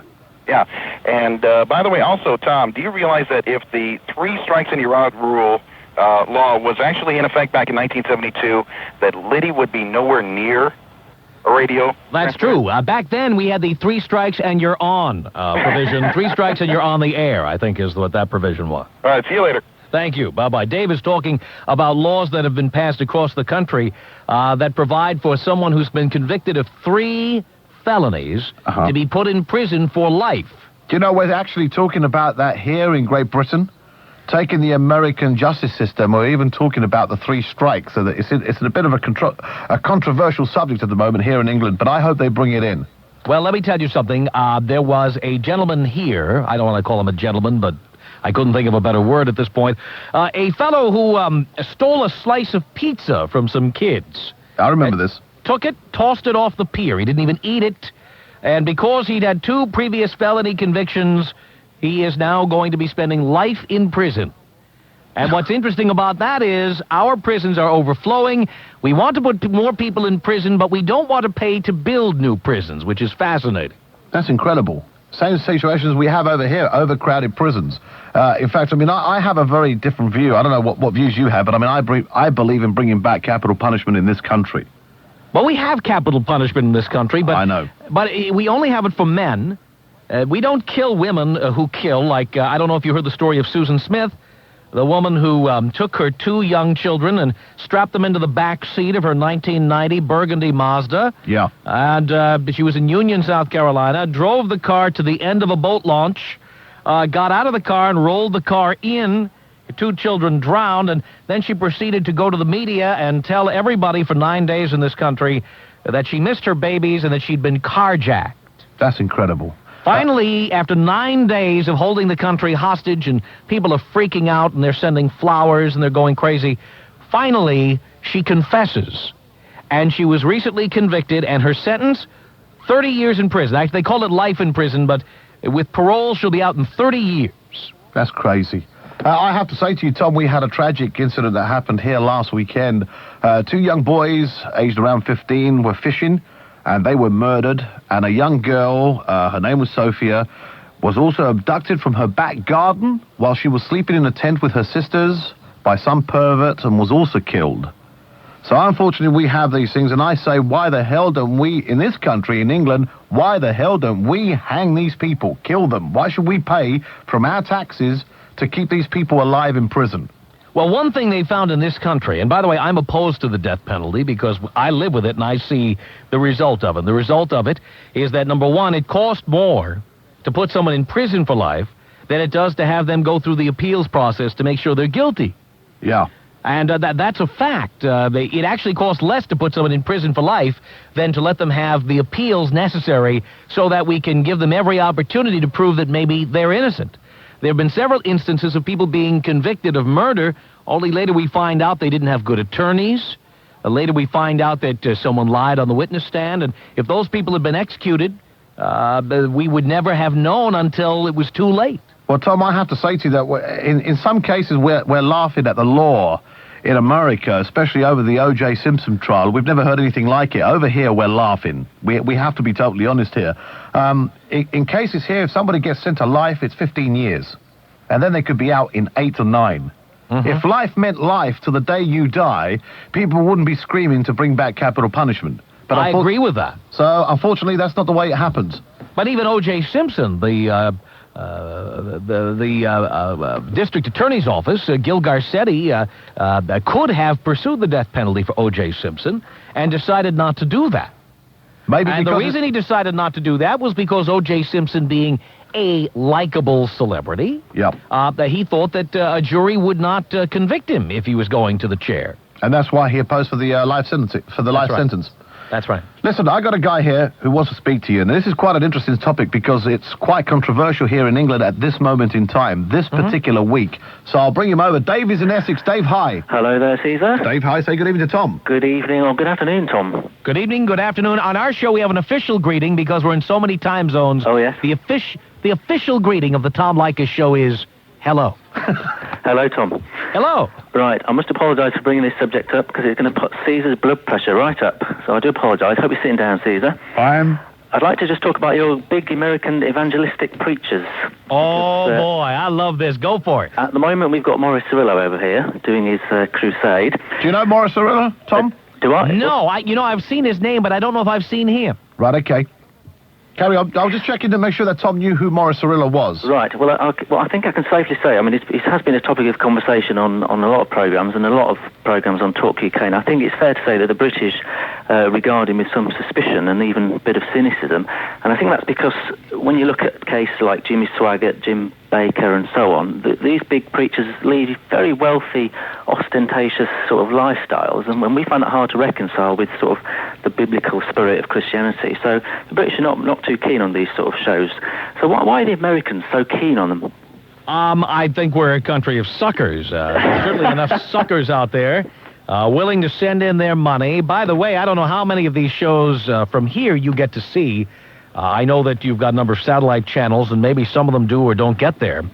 But it is amazing how many of these preachers look like people who failed at the country and western music game. Oh, yeah. These women with these bouffant hairstyles and the power-painted makeup and 10 pounds of mascara and weeping. Oh, please send in the money. We gotta get more Christians. We gotta do it by 12 o'clock tonight. and it's comedy for me. I sit up late at night watching this stuff like the Trinity Broadcasting Network. All these people look like, they look like they got lost at the Grand Ole Opry somewhere. Dave, thanks for calling. Cheers. Bye-bye. I got to say, Tom, I can't believe how gullible people can be. Yeah, well, I agree with that. Let me tell you, we got to take a break here, Caesar, and we're going to come back, and we'll join you on the other side. Okay, buddy. Caesar the Geezer, Talk Radio UK. Your telephone calls at 1-800-5800-TOM. 16 minutes before the hour. My name is Tom Leykis. This is the Tom Leykis Show. 0345 1053 89 is the number for this show. Oh, dear, I think we've sparked something off here. Please, please, please, God, don't turn this into another Morris Cirillo conversation show. You know how I feel about it. You don't want me to lose my temper. So please, let's stay away from it. We play a commercial break. When you call Premier Chat, you're entering a fascinating world of communication. You can exchange messages with other callers online. It's a great way of chatting to people. And you choose who you want to make contact with. Calls are 39p a minute cheap rate, 49p a minute at all other times. And you must be over 18. Call now, 0891 669966. Premier Chat from Cablecom, West 1X 7RQ. Call 0891 669966. Every Saturday morning, we cast an academic eye over the week's news. A Hurley pensioner was sentenced to 28 days in jail for defying a court order to stop feeding pigeons. Actually, she only served 5 days. Now, the Nelson case is, of course, a bit of a one-off. At least I actually went through the statistics and I couldn't find a separate entry in the Home Office statistics for feeding pigeons. But many people are sent to prison for apparently trivial offences. Is imprisonment the right penalty? What do you think? Talk to Dr. David Starkey, Saturday mornings, 10 till 1 on Talk Radio UK. Talk Radio UK. Now, you're talking. 15 minutes to midnight. I'm Caesar the Geezer. We're just talking to Tom Leykis in America. We're joining, remember, it goes out to 160 different radio stations. If you want to feel through, if you want to call and just have a little bit of a chat and just have a chat with Tom. And we're cross-promoting. I'm talking to some of his callers, and he's talking to some of my callers, so please feel free. We're doing this for 2 hours, so we'll be doing through until 1 o'clock in the morning as we carry on the show. It's something that we like and enjoy to do, and maybe we can get to learn and hear about different people's opinions, about people's different subjects. That's what I like about being able to cross-communicate with people in America, and Tom is a fantastic broadcaster. The man is very well known in America, and he has a reputation. Okay, we have different opinions and different theories. He lives in a world of capital punishment, whereas we don't. Our feelings get a little bit high, I suppose. But in fairness, let's go to America. You see, the impact of a 30-mile-an-hour car crash equals the same force this rotund wrestler is exerting on your cranium. Yeah, it sure doesn't translate to radio. You bet it doesn't. Oh, I wish the listeners could see the weird shape your head is taking on. So, what we're trying to prove is... Safety belts absorb the force released in a car crash. You stay in your seat during a crash, and that could translate into saving your life, Vince. I flat out agree with you. Be with us next time when Vince performs mime on Things That Don't Translate to Radio. A message from the Department of Transportation and the Ad Council. Mic up, thank you. Any second now, he'll be joining us. 15 seconds, 10 seconds. So, it's very confusing this. If only you knew what I had to listen to. There we go. I love the jingles. Rocky. 13 minutes before the hour. From Los Angeles, the Tom Leykis Show. And we are hooked up with Caesar the Geezer and Talk Radio UK. Caesar is in London. I'm in Los Angeles. And our number 1-800-5800-TOM on this side. And who took the last call? I don't even remember. I think it was me, wasn't it? No, it was me. Okay. It was Dave from Essex who was talking about Morris Cirillo. That is right. Then this is going to be an interesting call. David is calling from a car phone in Los Angeles. David, you're on the Tom Leykis Show with Caesar. David. If you'd like to make a call, oh boy, and try again. This guy claimed to be the reporter who discovered Divine Brown, and I wanted to put him on the air. And let's try Mitzi in Los Angeles. Mitzi. Hi, Tom. Hi. Hi, Caesar. Hi, Mitzi. This is so exciting because I've scarcely been back from London a few weeks, and I heard the last broadcast that you guys did when I was in London. Were you surprised to hear me on the air in London, Mitzi? Oh, Tom, it was wild. I was getting ready for bed, and I turned the radio, I was flipping the dial, and all of a sudden I heard your voice, and I went, wait a minute. I know that voice. That's Tom Leykis. What the hell's he doing on the radio in London? So I tuned it in. I mean, I was really just, you could have knocked me over. So I tuned it in, and you were just taking a break, so I had to sit there on the commercial and go, what is going on? And I thought, maybe, could you be syndicated in London now? Oh, my God. And, heard the rest of the broadcast and listened to the whole thing. It was great. It was so cool to think, because I know a lot of people here who listen to you, Tom, and I know a lot of people in London, Caesar, who listen to you there. So while I was in London and hearing you guys, I was saying, oh, God, I wonder if Mark's listening. Oh, I wonder if so-and-so's listening. They're going to hear this, and I'm all the way over in London, and I'm hearing it. And now I'm, like, going through the same thing, thinking, wow. God, I wonder if Bobby in London is going to hear me. But probably he will. He probably will. This is great. I tell you, it was a great show. It's a great show now. And it's really a wonderful opportunity for a lot of people, Americans especially, to, kind of get a little bit of cross-cultural talk going on. Well, speaking of cross-cultural, Mitzi, now you were in London. Now, Caesar and I work in the studio, so we can't have an objective look at what's going on out there. How is talk radio going over in the UK? Oh, I think people are really into it. I think the British in general are very interested in what's going on in the world. They're always interested in asking people's opinions and thoughts about things, and they like sharing their thoughts and feelings and views. So I think that talk radio is a natural. I've been going to London for the last 20 years, and I remember hearing shows. It wasn't called Talk Radio UK, but there were chat shows years ago, 20 years ago or so. Yeah, but they were not. I heard some of those shows. Yeah. They were not fascinating. No, they weren't. Well, they sounded like the stuff we put on at 4 a.m. on Sunday morning so we can get our license renewed at the radio station. You know what I'm saying? Well, up to a point, that's true. I mean, it was not, scintillating, exciting, riveting radio. No. I agree with you. But in terms of certainly, maybe this is just my view as someone from abroad who was there temporarily and visiting and wanting to learn more at that time about the country and the culture and the people. It was interesting to hear what people were calling in about. And as I recall, animals were a big topic of conversation. I mean, the British... Animals. The British love animals. They're big animal lovers. They love dogs. Am I right, Caesar? Yeah, you're absolutely right, Mitzi. We're an animal-loving kingdom over here in Great Britain. Definitely. And, a lot of people don't know that. So, there were a lot of those kinds of calls and a lot of social issues kinds of topics. But it wasn't talk radio as we know talk radio today. That's for sure. No. Nobody was hanging up on anybody or calling them names. Oh, that's the fun. Would never do that. That's the fun. Well, come on. They do it now, right, Caesar? Come on. Listen, I have to be honest with you. We're a very conservative type of radio station. We like to let people hang themselves. And then when they've made a fool of themselves, then we cut them off.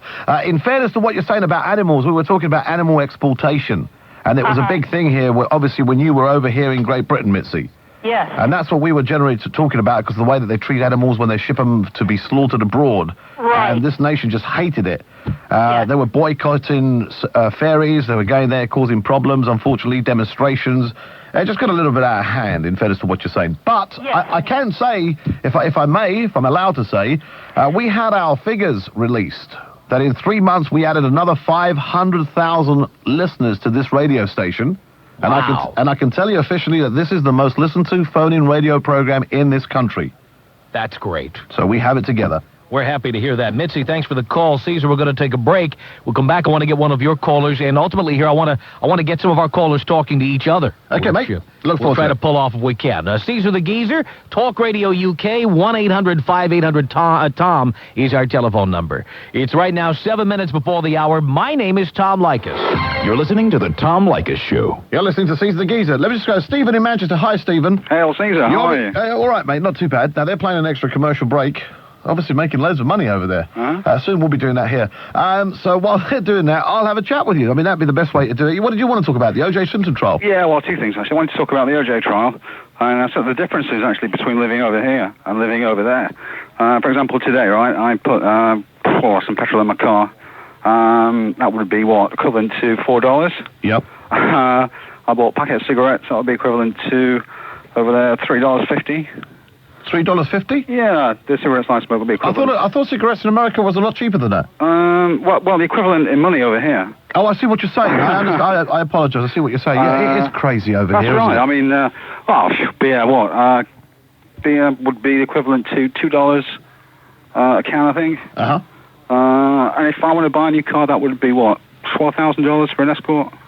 $4,000 for an Escort? $12,000. If we basically work it out, that's $2 to the pound, but it's not that. It's 1.5 something. 1.56, yeah. Is it 1.56? I think it's 1.56.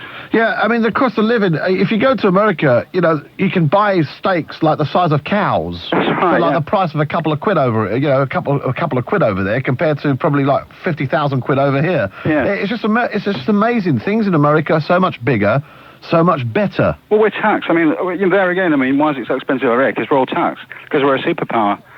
Do you think that's what it is? Oh, absolutely, yeah. I mean, the government are just screwing us for as much as they can get out of us, basically. Yeah, I begin to wonder. I mean, at the end of the day, okay, you have to take Great Britain into consideration to America. I mean, you can see that we're only a small part compared to the size of America. Mm-hmm. They grow their own produce over there. That's right. They have their own oil.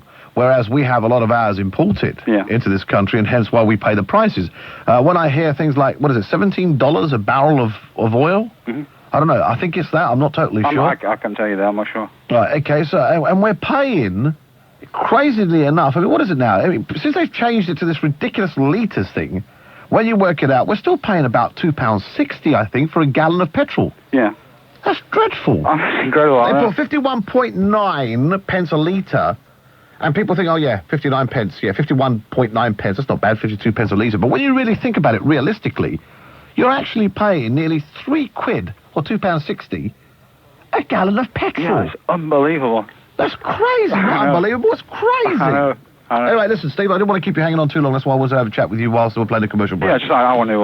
another thing is I want to go try and get a message to my cousin who works over there.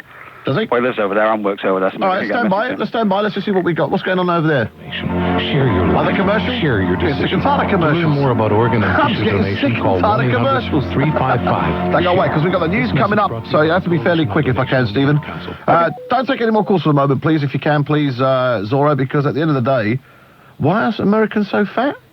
And in South Wales, she's got a cheek, isn't she? Stand by, we'll go over there, Stephen. Don't go away. Okay.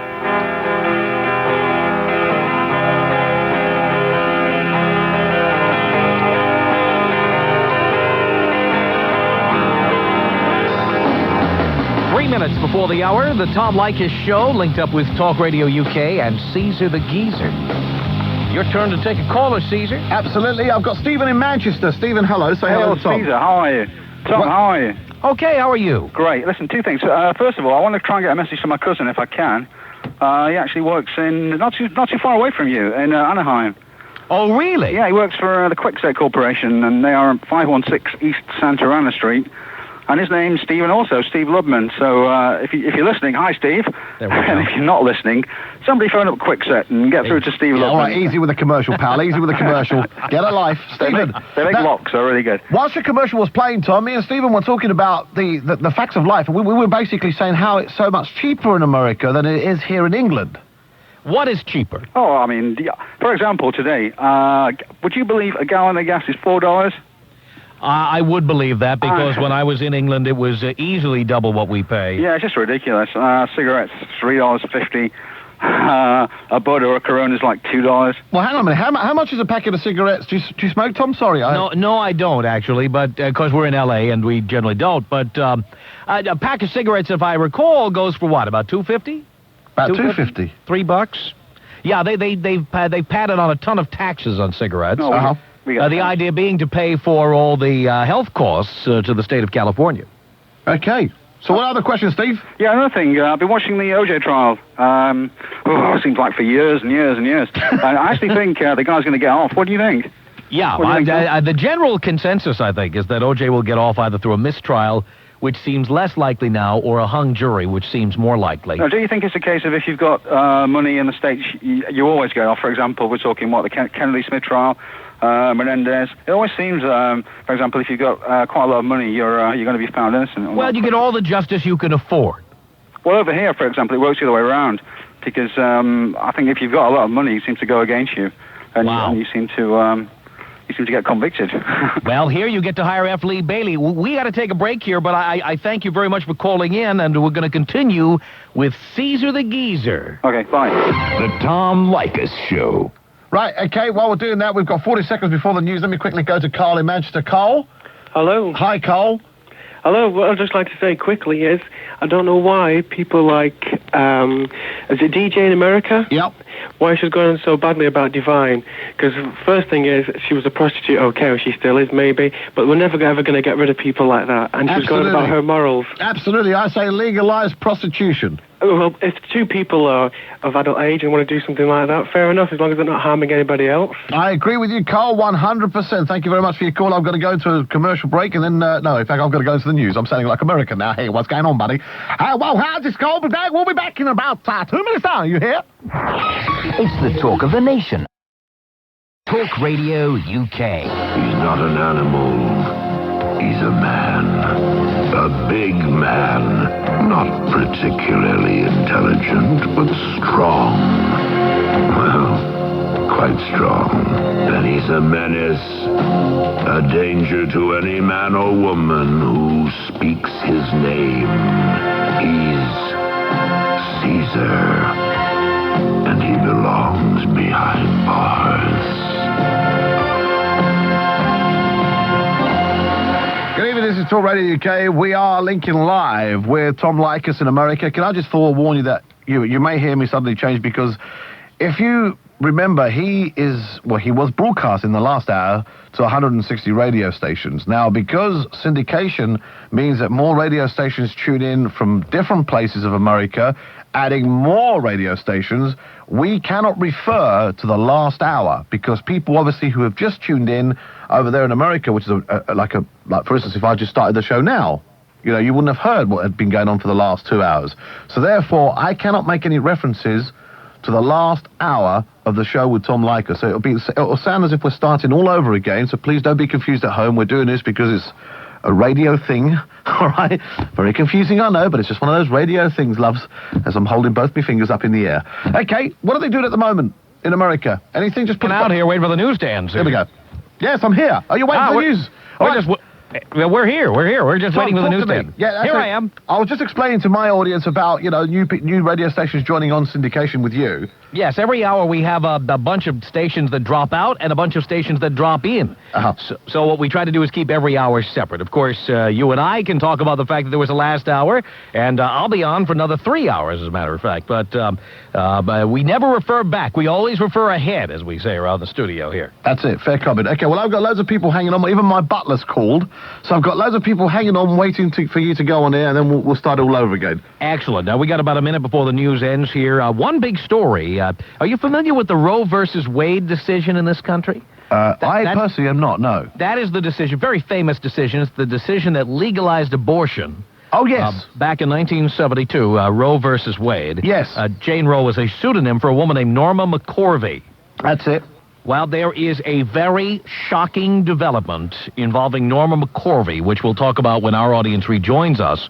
This is a major story breaking in the United States today that is going to set the pro-choice movement on its ear.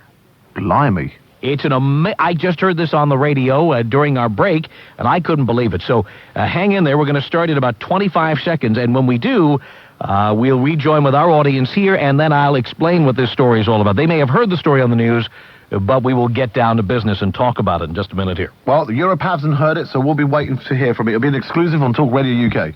Here it comes. Are you ready? Here we go. Why am I whispering? That's more like it. Here we go. That's the ISDN link, ladies and gentlemen. Things you can do nowadays.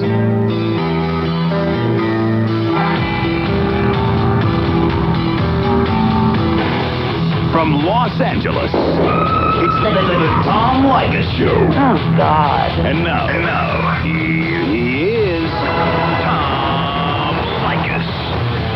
6 minutes after the hour, thank you for tuning into the Tom Leykis Show. This is where America gets together to talk about the issues you really care about. It's a different kind of a radio talk program because we're the radio talk show that is not hosted by a right-wing wacko. or a convicted felon? No. I am your host. Write down our toll-free telephone number. You're going to need it. It's 1-800-5800-TOM. 1-800-5800-866. You may or may not have heard back in June. I hope you did hear it because it was one of the most popular shows we did. Well, we did a link-up with Talk Radio UK, a radio station that is heard throughout Europe from London. And we linked up with the late-night host at Talk Radio UK, Caesar the Geezer, who joins us on a transcontinental hookup, and he sounds great. How you doing, Caesar? Thank you, Tom. I sound fantastic. What are you saying? Well, in every way, not just your show and you, but also the link-up is so clear. I must tell you, we had an experience last time we did this. The link-up is so clear. Last time you were on the air, we could hear you have a Zippo lighter. That's right. Okay, can you? We could hear you flicking it open and lighting a cigarette. Now, that's amazing. That's how good it is. Modern technology. You and I have never met. I didn't know you had a Zippo lighter, except I heard it on the air. Listen, we're going to meet one day. We are going to meet Your producers and my producers are talking about us swapping. You coming here and me going there. We'd love to do that. I'd love to, too. Oh, absolutely. We have got a major story breaking in America, and this is just amazing. This is just amazing. It just came over the wire. It was just on the radio here in Los Angeles. And for people who haven't heard this story yet, we, of course, in America, we all know about the Roe versus Wade decision.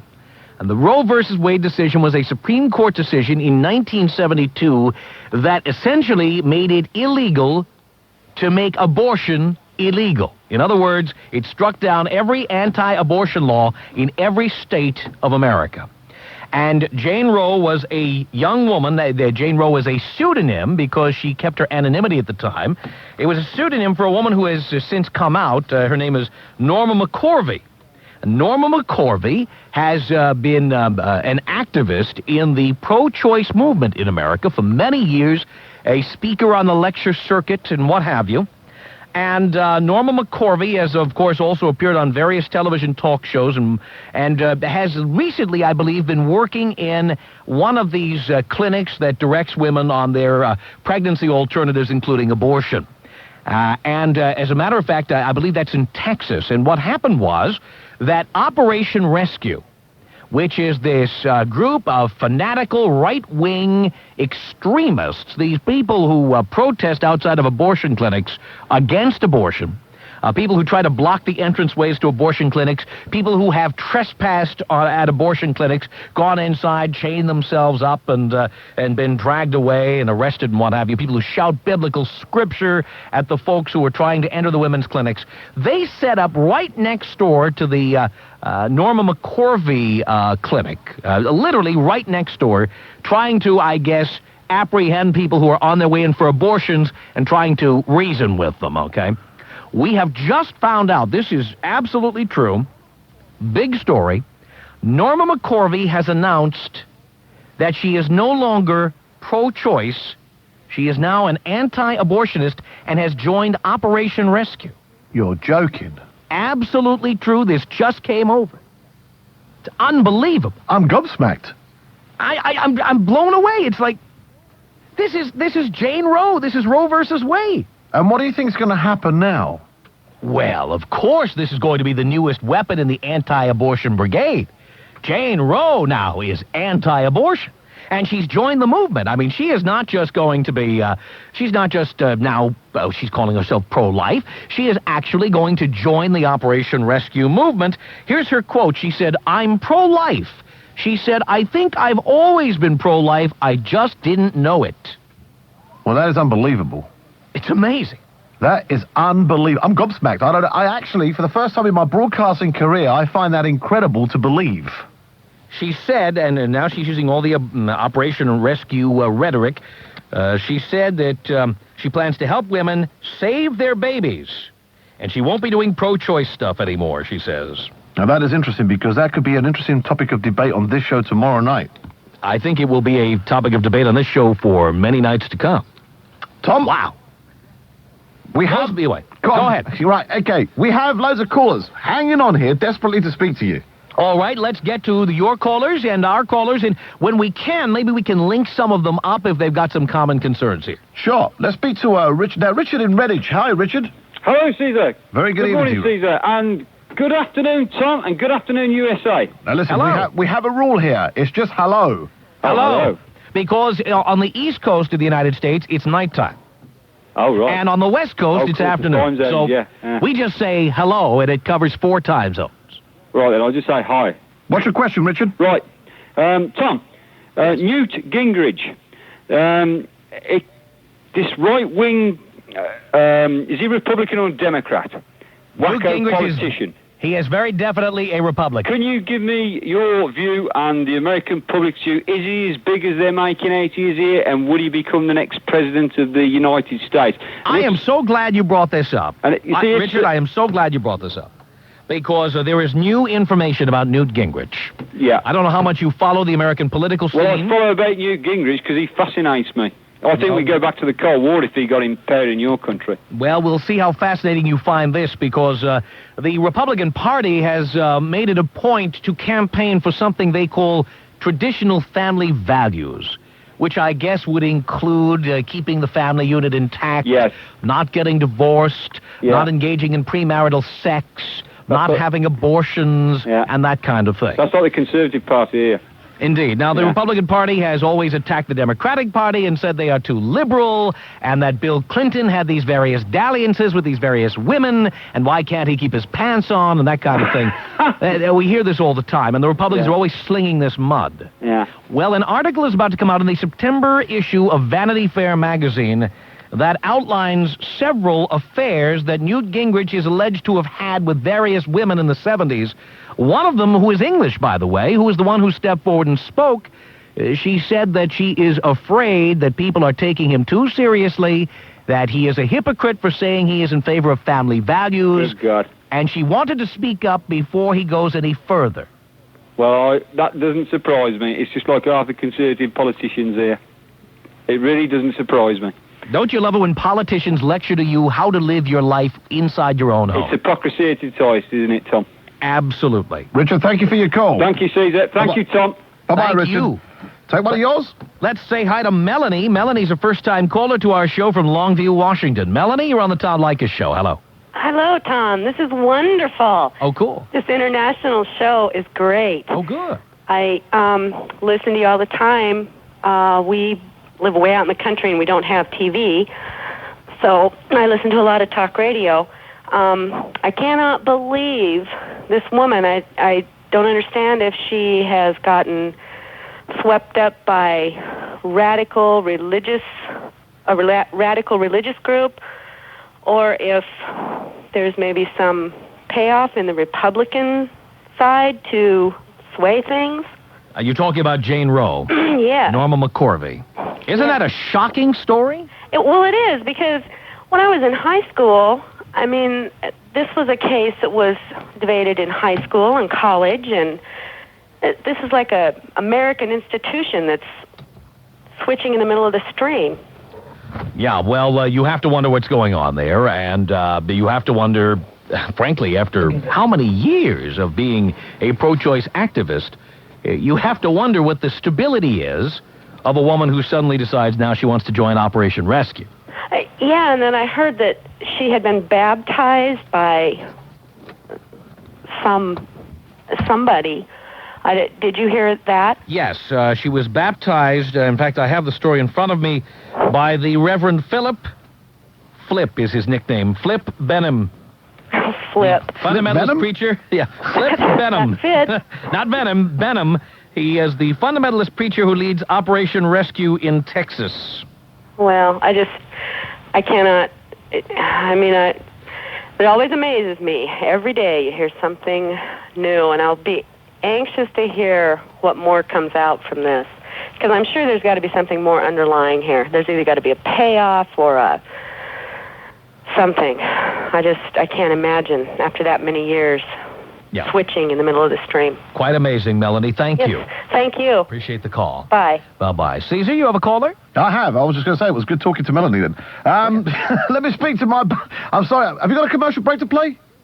About a minute or two. Okay, Basil. Oh, good evening, sir. I'm so terribly sorry to interrupt you while you're on the wireless. I better explain, Tom. Tom, you know who this is? This is my butler who's been constantly trying to get through to me on the show tonight. I have indeed, sir, and I'm terribly sorry to trouble you, sir. The main reasons being is I've been trying to tune you in at home, sir. Yes? And I keep getting this blooming American station, sir. Basil. Some American keeps coming on exactly the same frequency as you, sir. Basil! Very good, actually. Basil! Yes, sir? Tom Leykis, say hello to him. He's in America. We're syndicating tonight. You're doing what, sir? Syndicating, Basil. I'll send you up some Aspro if you like then, sir. Basil? Yes, sir? Just say good morning to... Just say hi to Tom and get off. Hello, Tom, get off. Why do you want him to get off, No, sir? Basil, you! Why do you want me to get off? Haven't you just come on, sir? Because we're about to play a commercial break, Basil. You've not got Tom Leykis there again, have you, sir? Yes, Basil. He does travel around a lot, doesn't he, sir? Sorry, Tom. Good evening, sir, Mr. Leykis. Good evening, Basil. Actually, now you're on, sir, you might be able to give me a little bit of advice before your commercial break if you have the time, sir. I'm trying to prepare a typical American meal for Mr. Caesar this evening, sir. Yes. Yeah, it's called hog jowl grits with cornbread, sir. Would you give me some idea of how I do it, sir? Oh, boy, out here in California, we don't know much about grits, may I say. I would like you to know, sir, in London we don't know a great deal about them either. Basil? Yes, sir. Goodbye. Oh, goodbye, sir. Bye-bye, Basil. Tom? We'll take a break here. You'll take a break as well, Caesar. We'll meet on the other side. It's Caesar the Geezer. It's Talk Radio UK. It's an intercontinental hookup. Talk Radio UK, one of the big radio stations in London. Caesar the Geezer, a huge audience all over Europe and beyond. You can talk with Caesar or us, or both of us, as a matter of fact. You're toll-free at 1-800-5800-TOM. That's 1-800-5800-866. 18 minutes after the hour, my name is Tom Leykis, and we will continue. Coast to Coast, the Tom Leykis Show. Basil? Yes, sir. What are you up to, Basil? Well, I'm so sorry, sir. I didn't realize that you were talking to the American. I thought I had a sort of a mistake on the radio here, so when I was trying to tune you in, sir. Basil? Yes, sir. In the old good proverbial American voice. Oh, that's very good, sir. I gotta take a break, buddy. You stay right. Don't go away, minimum wage boy. Oh, very good, sir. Thank you. Talk Radio UK. Now you're talking. Basil! Sir. Yes, right. Would you be kind enough to ask Mr. Leykis when you get him back again, sir? Yes. Why are the Americans all so thin, sir? Why are they thin? Yes, sir. It's funny, I've got Annie in South Wales who says, why are Americans so fat? Oh, she couldn't have seen all the videos that we have here at home, sir, with all these people who are doing exercises and things. It's a huge, big business, you know, sir. It is, actually. Keeping Massive. fit. Pardon, sir? Keeping fit. Yes, sir, that's the one, sir. Yeah. There's so many of them here with so many different things that you have to do. I tried a couple of them today, sir. Did you? Yeah, I put my back out, sir. Did it really? Oh, indeed it did, sir. Basil, I'm glad you brought up the question of videos. Yes, sir. There is a question that I need to ask you. Oh, by all means, sir. I came across, I've not had a chance to watch it yet.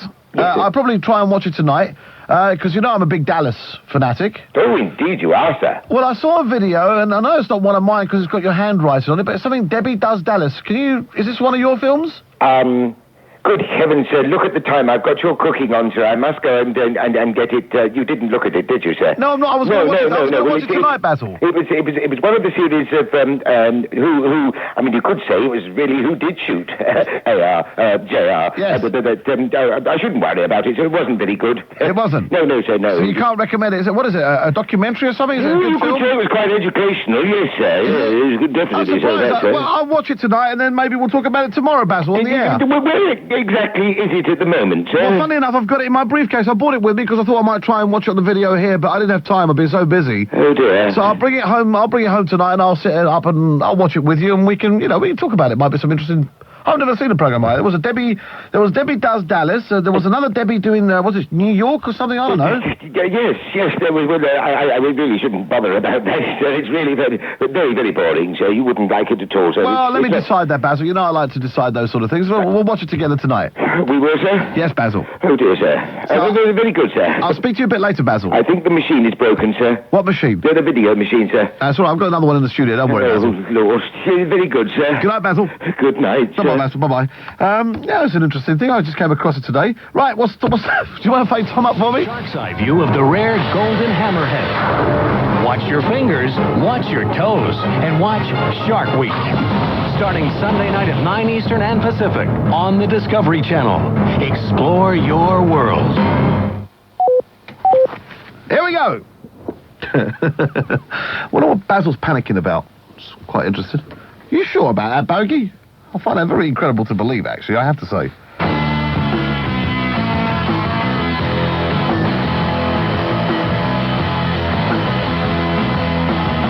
2 minutes after the hour, the Tom Leykis Show from Los Angeles. Caesar the Geezer from Talk Radio UK, and he joins us from London. Your caller is next. Go for it. Right, we speak to Andy in Bristol. Hello, Andy. All right, Caesar. Very good evening to you, Andy. All right, Tom. Hi, Andy. Right, a couple of things, really. First of all, that radio station what Divine Brown was on. A commercial. Yeah. Yeah. What's it called? Easy or something, wasn't it? Yeah, it's called Easy. Yes, Divine Brown, for people who didn't hear this, Divine Brown did a commercial for a station called Easy. Yeah. Yeah, was that any reference Note to... that it wasn't called Cheap. Hugh Grant is going to be doing a commercial for that one. Yes. Go on. Was that any reference to the late Eazy-E or anything? To who? Eazy-E. You mean the rap singer? Oh, Eazy-E. Yeah. No, it's a reference to the kind of music they play. They play, like Michael Bolton records and Johnny Mathis records. Soft music. Oh, the boring stuff. Laid back stuff. Things that Hugh Grant knows a lot about. Indeed. Yeah. Anyway, talking of Hugh Grant. Yes. Now, he's got this weekend getaway in West Littleton near Bath. Well, yes. Now, I've read about it. Yeah, I live in West Littleton. Yes. And about 3 weeks ago, I was chatting to Liz Hurley. Yes. That's in a sort of local shop. Yep.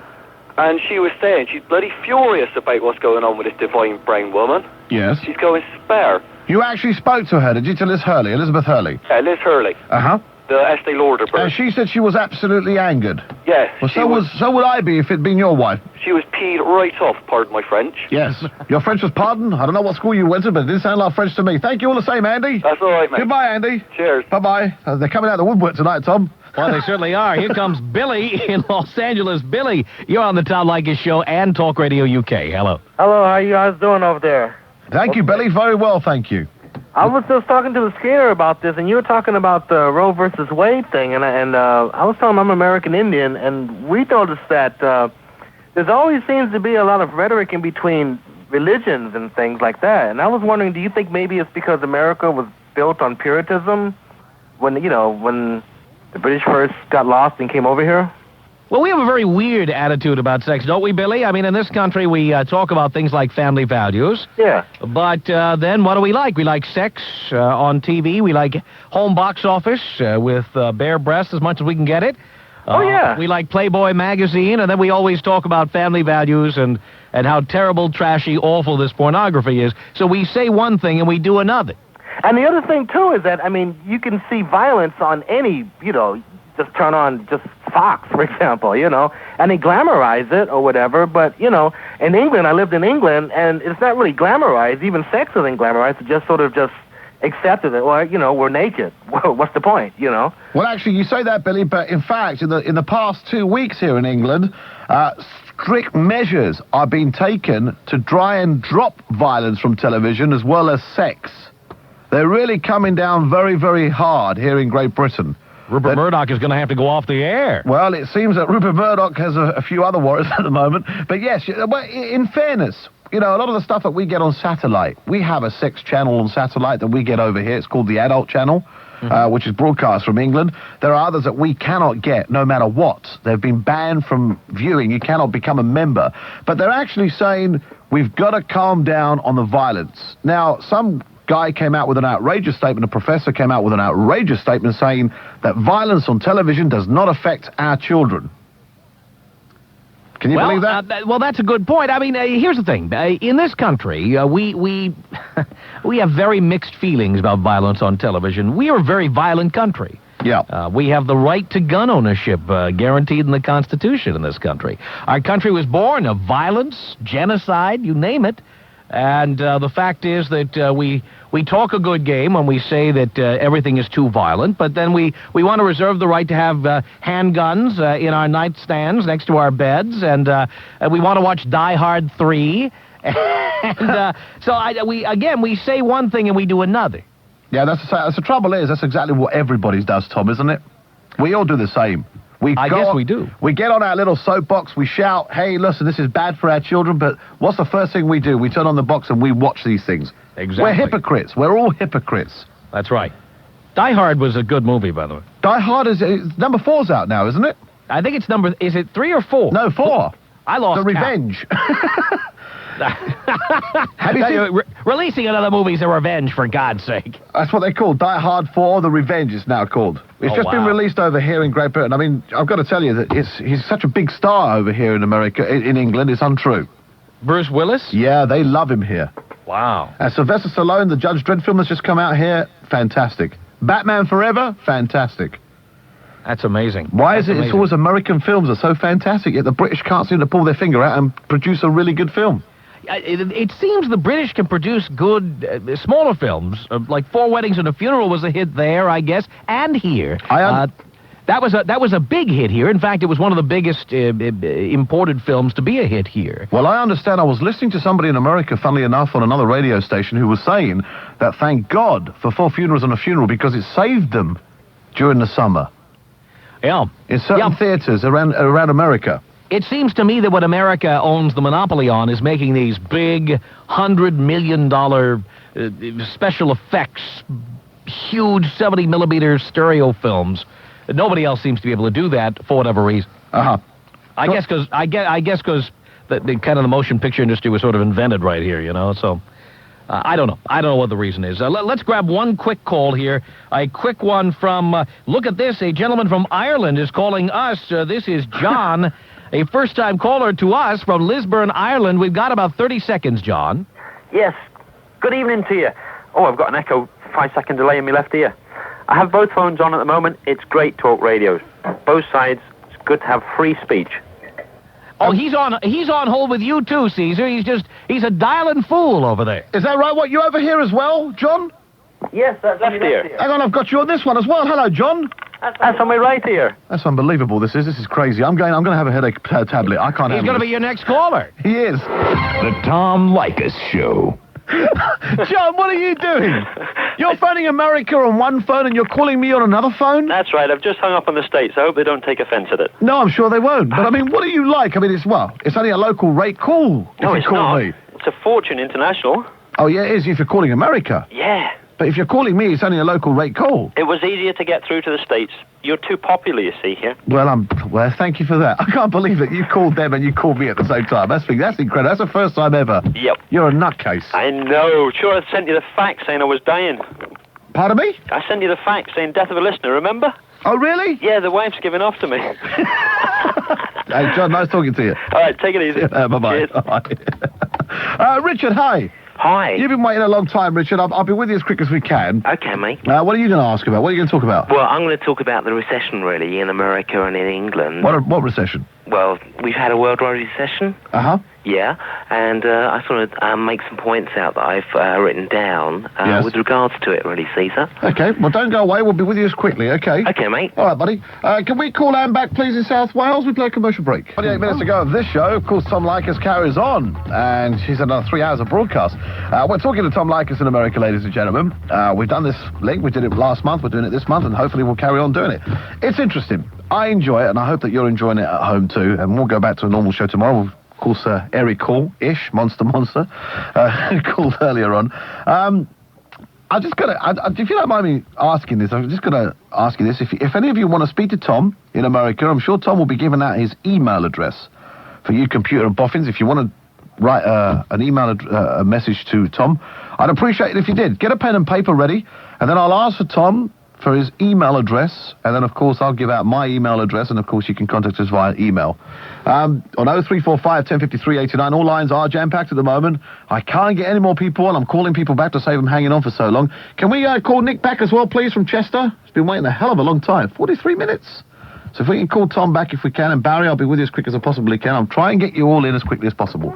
Let's listen to some American commercials. Like children censoring what you can see, which is why you must hear this incredible offer from IDT. IDT will link you to the internet for a flat monthly fee of only $15. Unlimited internet access, unlimited in time, unlimited in content for just $15. $15? Always, I said always, a local call. IDT believes nobody has the right to restrict your information and entertainment, not by overcharging, not by censorship. So put the whole internet world in your hands by calling IDT right now, 1-800-743-4343, and take the internet as far as it goes. 1-800-743-4343. I can't believe that. It's cheap. That. Rockin' and rollin'. Tom Leykis. Can you believe they're letting us do this? It's the Tom Leykis Show. 26 minutes before the hour here from Los Angeles. You've been warned about this. The Tom Leykis Show. Thank you for tuning in. We are 1-800-5800-TOM. We are joined by GEEZER of Talk Radio UK, a transcontinental hookup here, and we were going to talk a little bit about, first of all, email, I guess, because I know we got a flood of it after you and I were on the air together. You were listening to me, weren't you? Yeah, I was. I'm getting faxes. I'm inundated with faxes here. Can you please read out Tom Leykis' email address? I'll give it to you. It's my name, but nobody can spell my name. Okay. My name, it's all as one word, TOMLEYKIS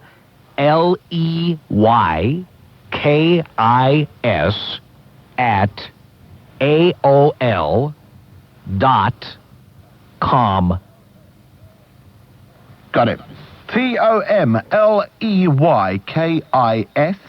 at ADL. No, AOL. AOL, I'm sorry. AOL.com. COM.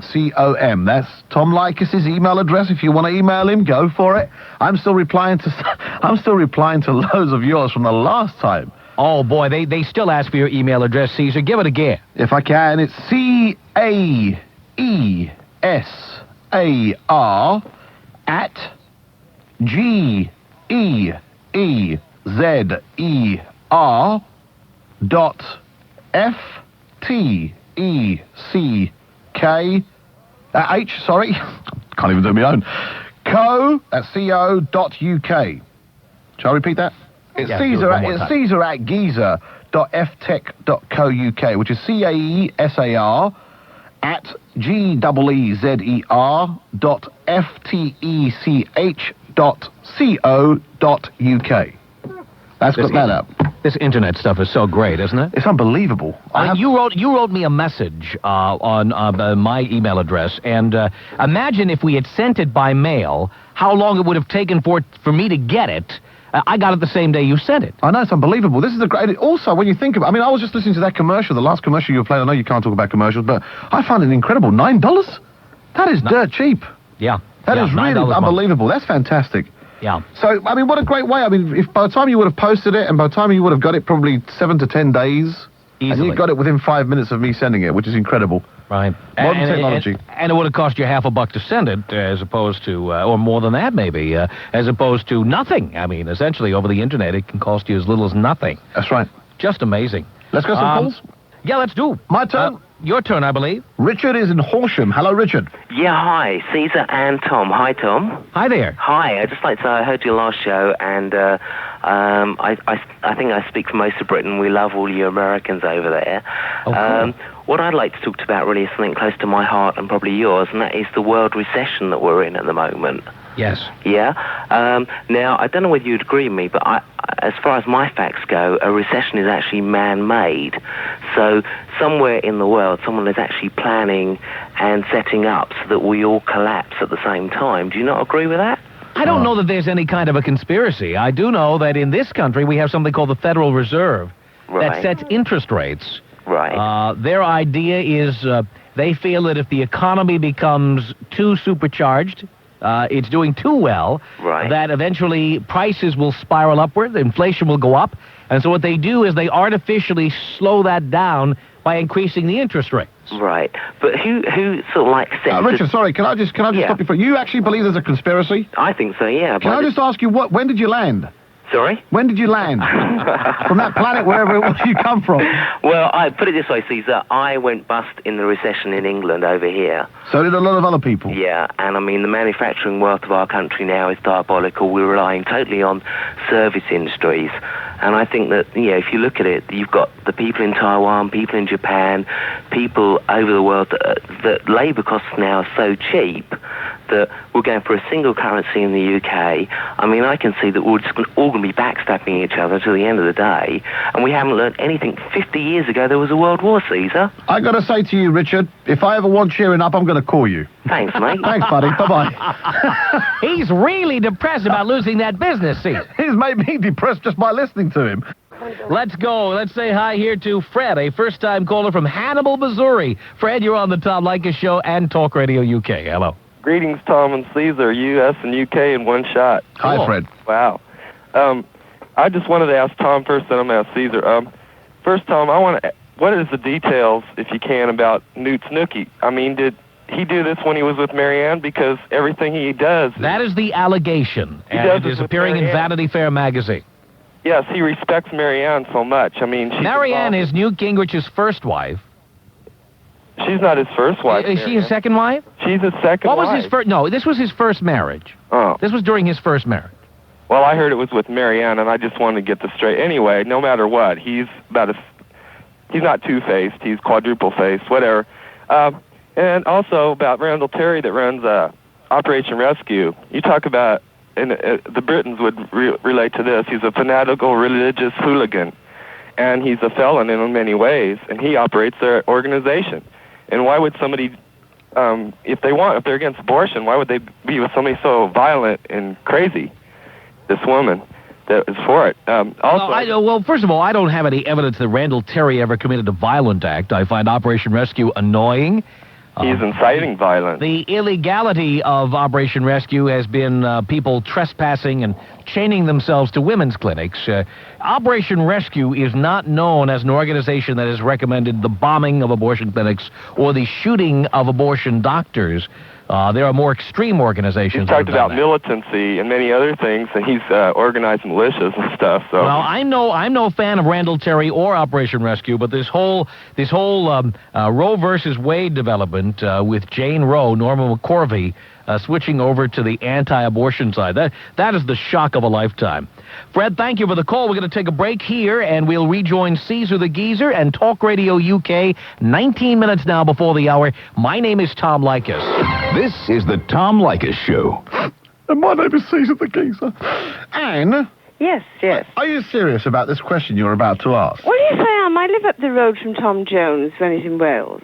Tom Jones? Yes, and Yes. I grew up with Shirley Bassey. Yes. And I see in LA that a lot of these people are so slim and they live on lettuce leaves, they don't smoke, they don't drink, and they don't do drugs anymore because everyone's so healthy. Where, in America? Yeah. Uh-huh. And yet you see on television, a friend of mine has just come back, these middle-aged people, and they are so fat. They really are so fat. And I know Vanessa talks on her show about going to America because she buys clothes that fit her. Yes. Well, that's an interesting question. I will put that to Tom in a second when Tom comes back to us. Okay. Yeah, they are. They're huge, really. Well, I've always thought looking at programs like Baywatch. Oh, well, I mean... Yeah, I mean, you know... We are talking Pamela Anderson here. Yeah, well, she's fat.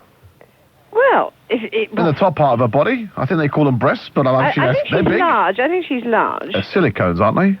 I think that's what they say. Yes. It is alleged. It is alleged, the silicones. It but is. I mean, I've always thought that American people were very, very careful about how they look. And I always find that whenever I look on TV, they're always jogging. Yeah, Americans are always jogging. Well, if these people that I've seen jog, they would just make huge holes in the concrete. Oh, really? You've seen that many people? Honestly, I think it must be the steaks or whatever. They're eating donuts and waffles with...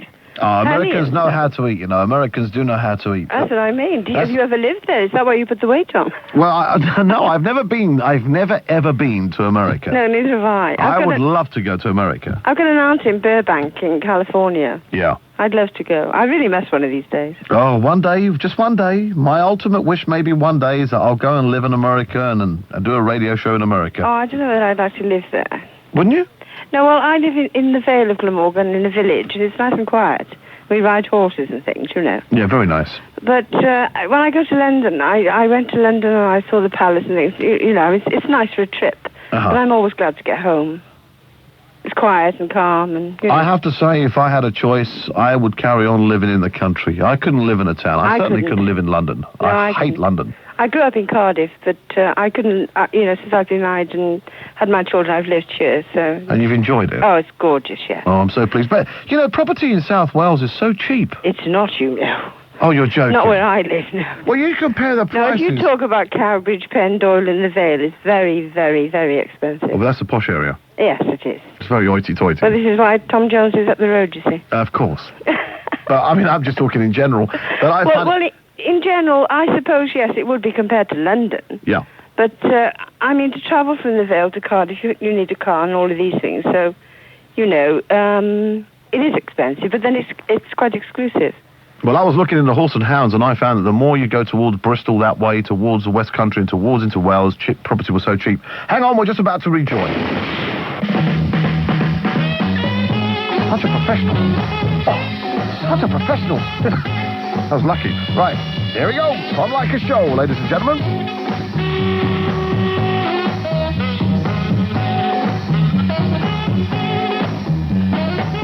Minutes before the hour, the Tom Leykis Show with Caesar the Geezer and Talk Radio UK. I understand you have a caller who is opposed to abortion. Is that right, Caesar? I do, and okay, I'll quickly switch over.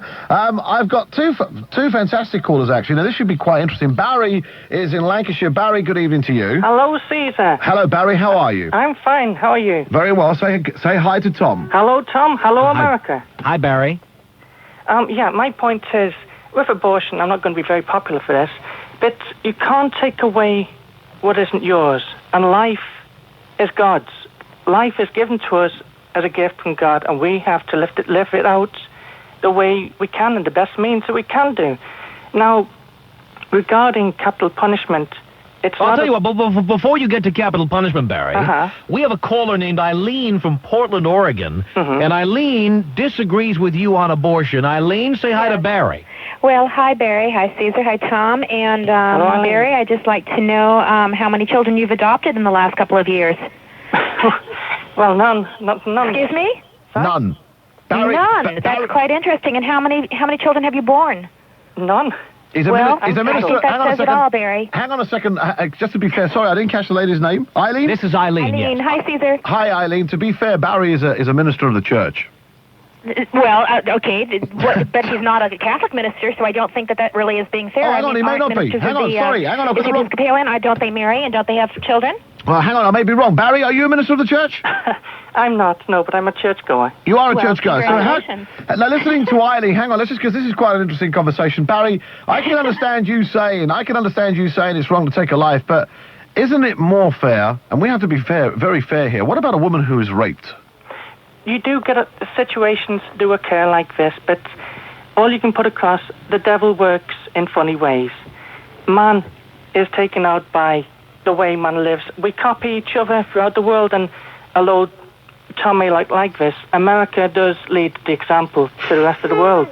Go for him, Eileen. Go for him, girl. Go for him. Well, what I really wanted to say is to bring it to a higher level, because picking on Barry is kind of sad. You know, I'm just not up to attacking the man. He sounds like a lovely person, misguided but lovely. But I did want to really say to Tom that I had read and then seen a movie about Norma Covey. Is that her name? Norma McCorvey. And she was never this paragon of feminist virtue. She was a very reluctant participant, and she sort of came from, I think she's kind of gone back to her roots, from what I recall, and this may not be completely correct, but at least I'm in the ballpark. She came from a working class kind of Texas background and had many abortions, was an alcoholic, was in a lot of trouble in her life, and wavered on this. And I remember the point being that it was kind of ironic that she became the emblem of the choice movement, because she really wouldn't have been somebody who they picked on a philosophical basis. So while, again, I'm not quite sure of all these details, given that context, it makes a lot more sense. Very interesting. And if I may say to Barry, and I say this with all due respect, Barry, I'm going to do for Eileen what Eileen would not do. Barry, if I may say, my opinion about unwanted pregnancies is that a fetus when it is an unwanted fetus, is nothing more than a squatter. And if you had an unwanted tenant who decided to move into your home and start raiding your refrigerator and eating your food, and you wanted him out, you would not sit there for 9 months and let him live there. And I don't see why any woman should be forced to house a squatter. Yeah, from the word go, from the minute the sperm enters the woman, it's life. Life has been created. Life is a special thing between two persons. Life progresses after the intercourse. And life starts from the word go. We have these countries going on that life starts after so many months and this and that. Well, in America, we outlawed slavery in 1865. And to tell a woman that she is compelled to maintain a fetus for 9 months, live through the summer months with morning sickness, the need for prenatal care and what have you, to require her to do that is prehistoric. It's Neanderthal. But that's life. We know once we have the pregnancy is over, we have the enjoyment of the child. Well, you can say it later on. Oh, my goodness. Barry. Everybody does not enjoy children, Barry. I don't have any children. That's very true, but all behaviors in human beings are all different. So everybody should be forced to have a child whether or not they want one? No, not directly. Not directly. We'll always get these cases of rapes and things like that. But there's always the adoption itself. And why should a woman be condemned to 9 months of what I call slavery? Well, life nowadays, it's human instinct that is pushing that way. It's man's behavior that is twisting this world around. Just look at the world around us now. We're all corrupt. We're all corrupt. We are corrupt in many And ways. outlawing abortion would stop that, right? No, I'm not saying that. I was just giving that as an example we've got to listen more to the spiritual side. You mentioned about the... Did you say the spiritual side? That's what I said, yes. I thought... Are you sure that's what you said? Uh-huh. You seriously believe that we have to listen to the spiritual side when it comes to people that are being raped and people who... We have enough problems at the moment in this country where we have children abandoned, and you still say that we should not have abortions and we should listen to the spiritual side? Is that what you're saying? What I'm saying, Caesar, is abortion shouldn't be the first way out of a situation. Of a situation like that. Thank you, Barry. There's gonna be a sort of like a couple of seconds pauses here while I go and put my head through the window. Tom, Barry, I respect your opinion. Thank you for that. Listen, Tom, thank you to Eileen. Is Eileen still there? Eileen is still there. She's gonna run now, but Eileen, thank you. I'm here. Am I here? Yes, we're gonna have to let you go too, though, because we got to take a break here. It was a pleasure. Thank you. Thank you, Eileen. Thank you. Bye-bye. Bye-bye. All right, we'll take a break. Yep. And we'll reconvene on the other side. Okay, mate.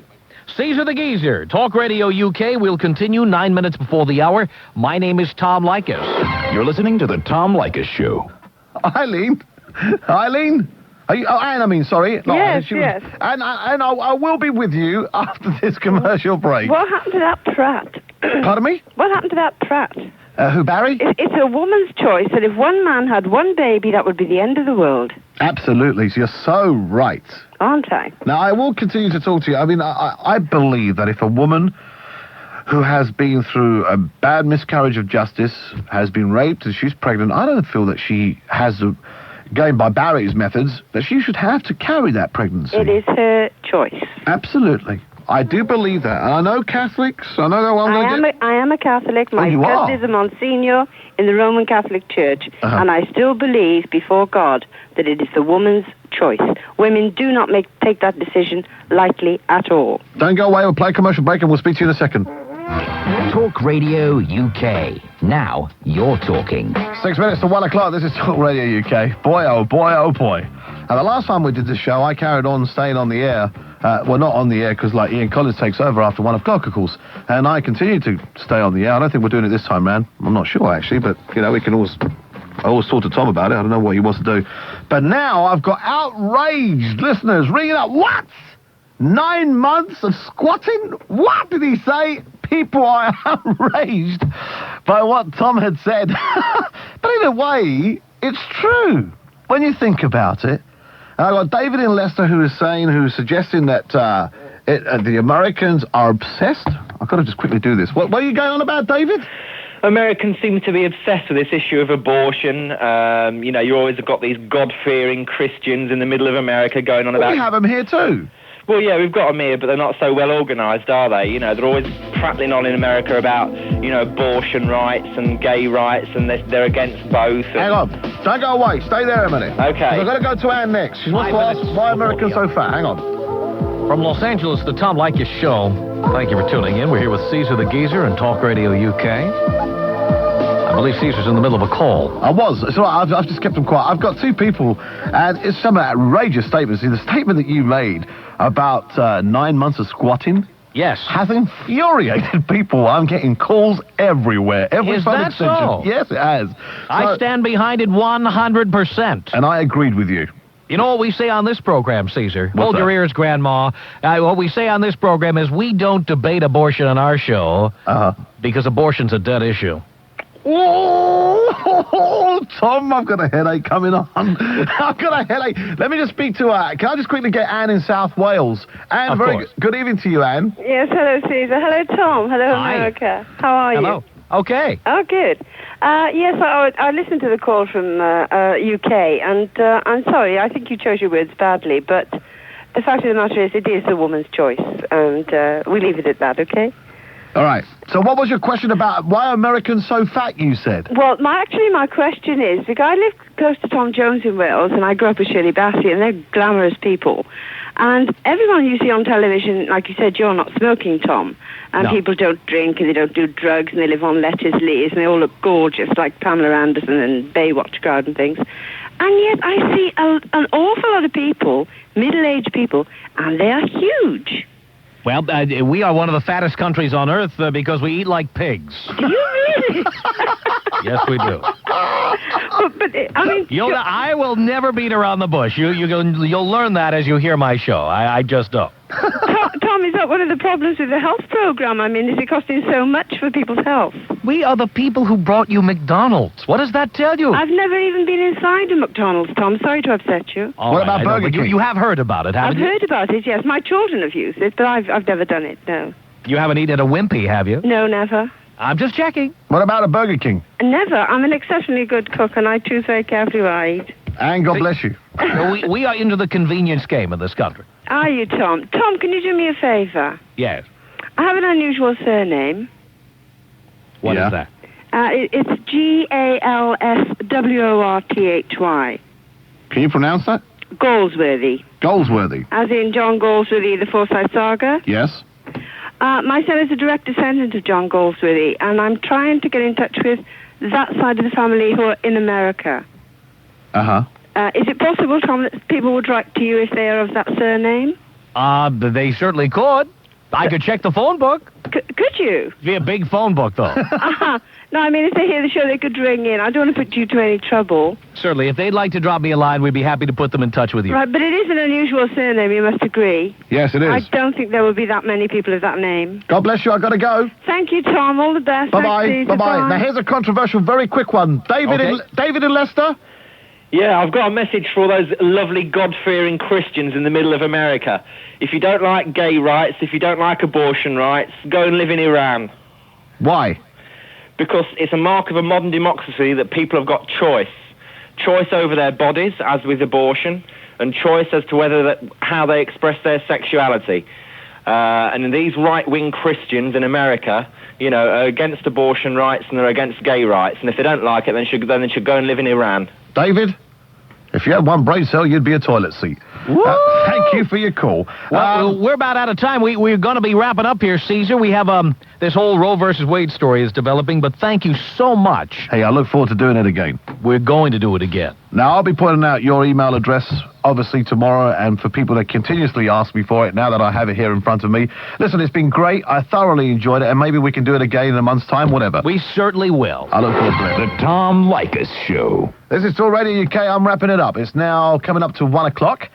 Thank you, ladies and gentlemen. Tomorrow night, of course, I'm here with Eric Cole. I'm sorry to everybody who's been hanging on that we didn't get a chance to talk to you, but we will take your numbers. We'll call you back on probably Monday or Tuesday, and we'll discuss the issues. Maybe we may look into the issue of abortion. Just maybe. It's a very interesting statement that Tom has made. Thank you for being with us for the last 3 hours. I'm back again here tomorrow night at 10 o'clock. Thank you for being with Talk Radio UK, the most listened to phone-in radio program in this country. You can stay if you want to. I'm going home. Ciao, baby. That's all, folks. It's the talk of the nation on 1053 and 1089 medium wave.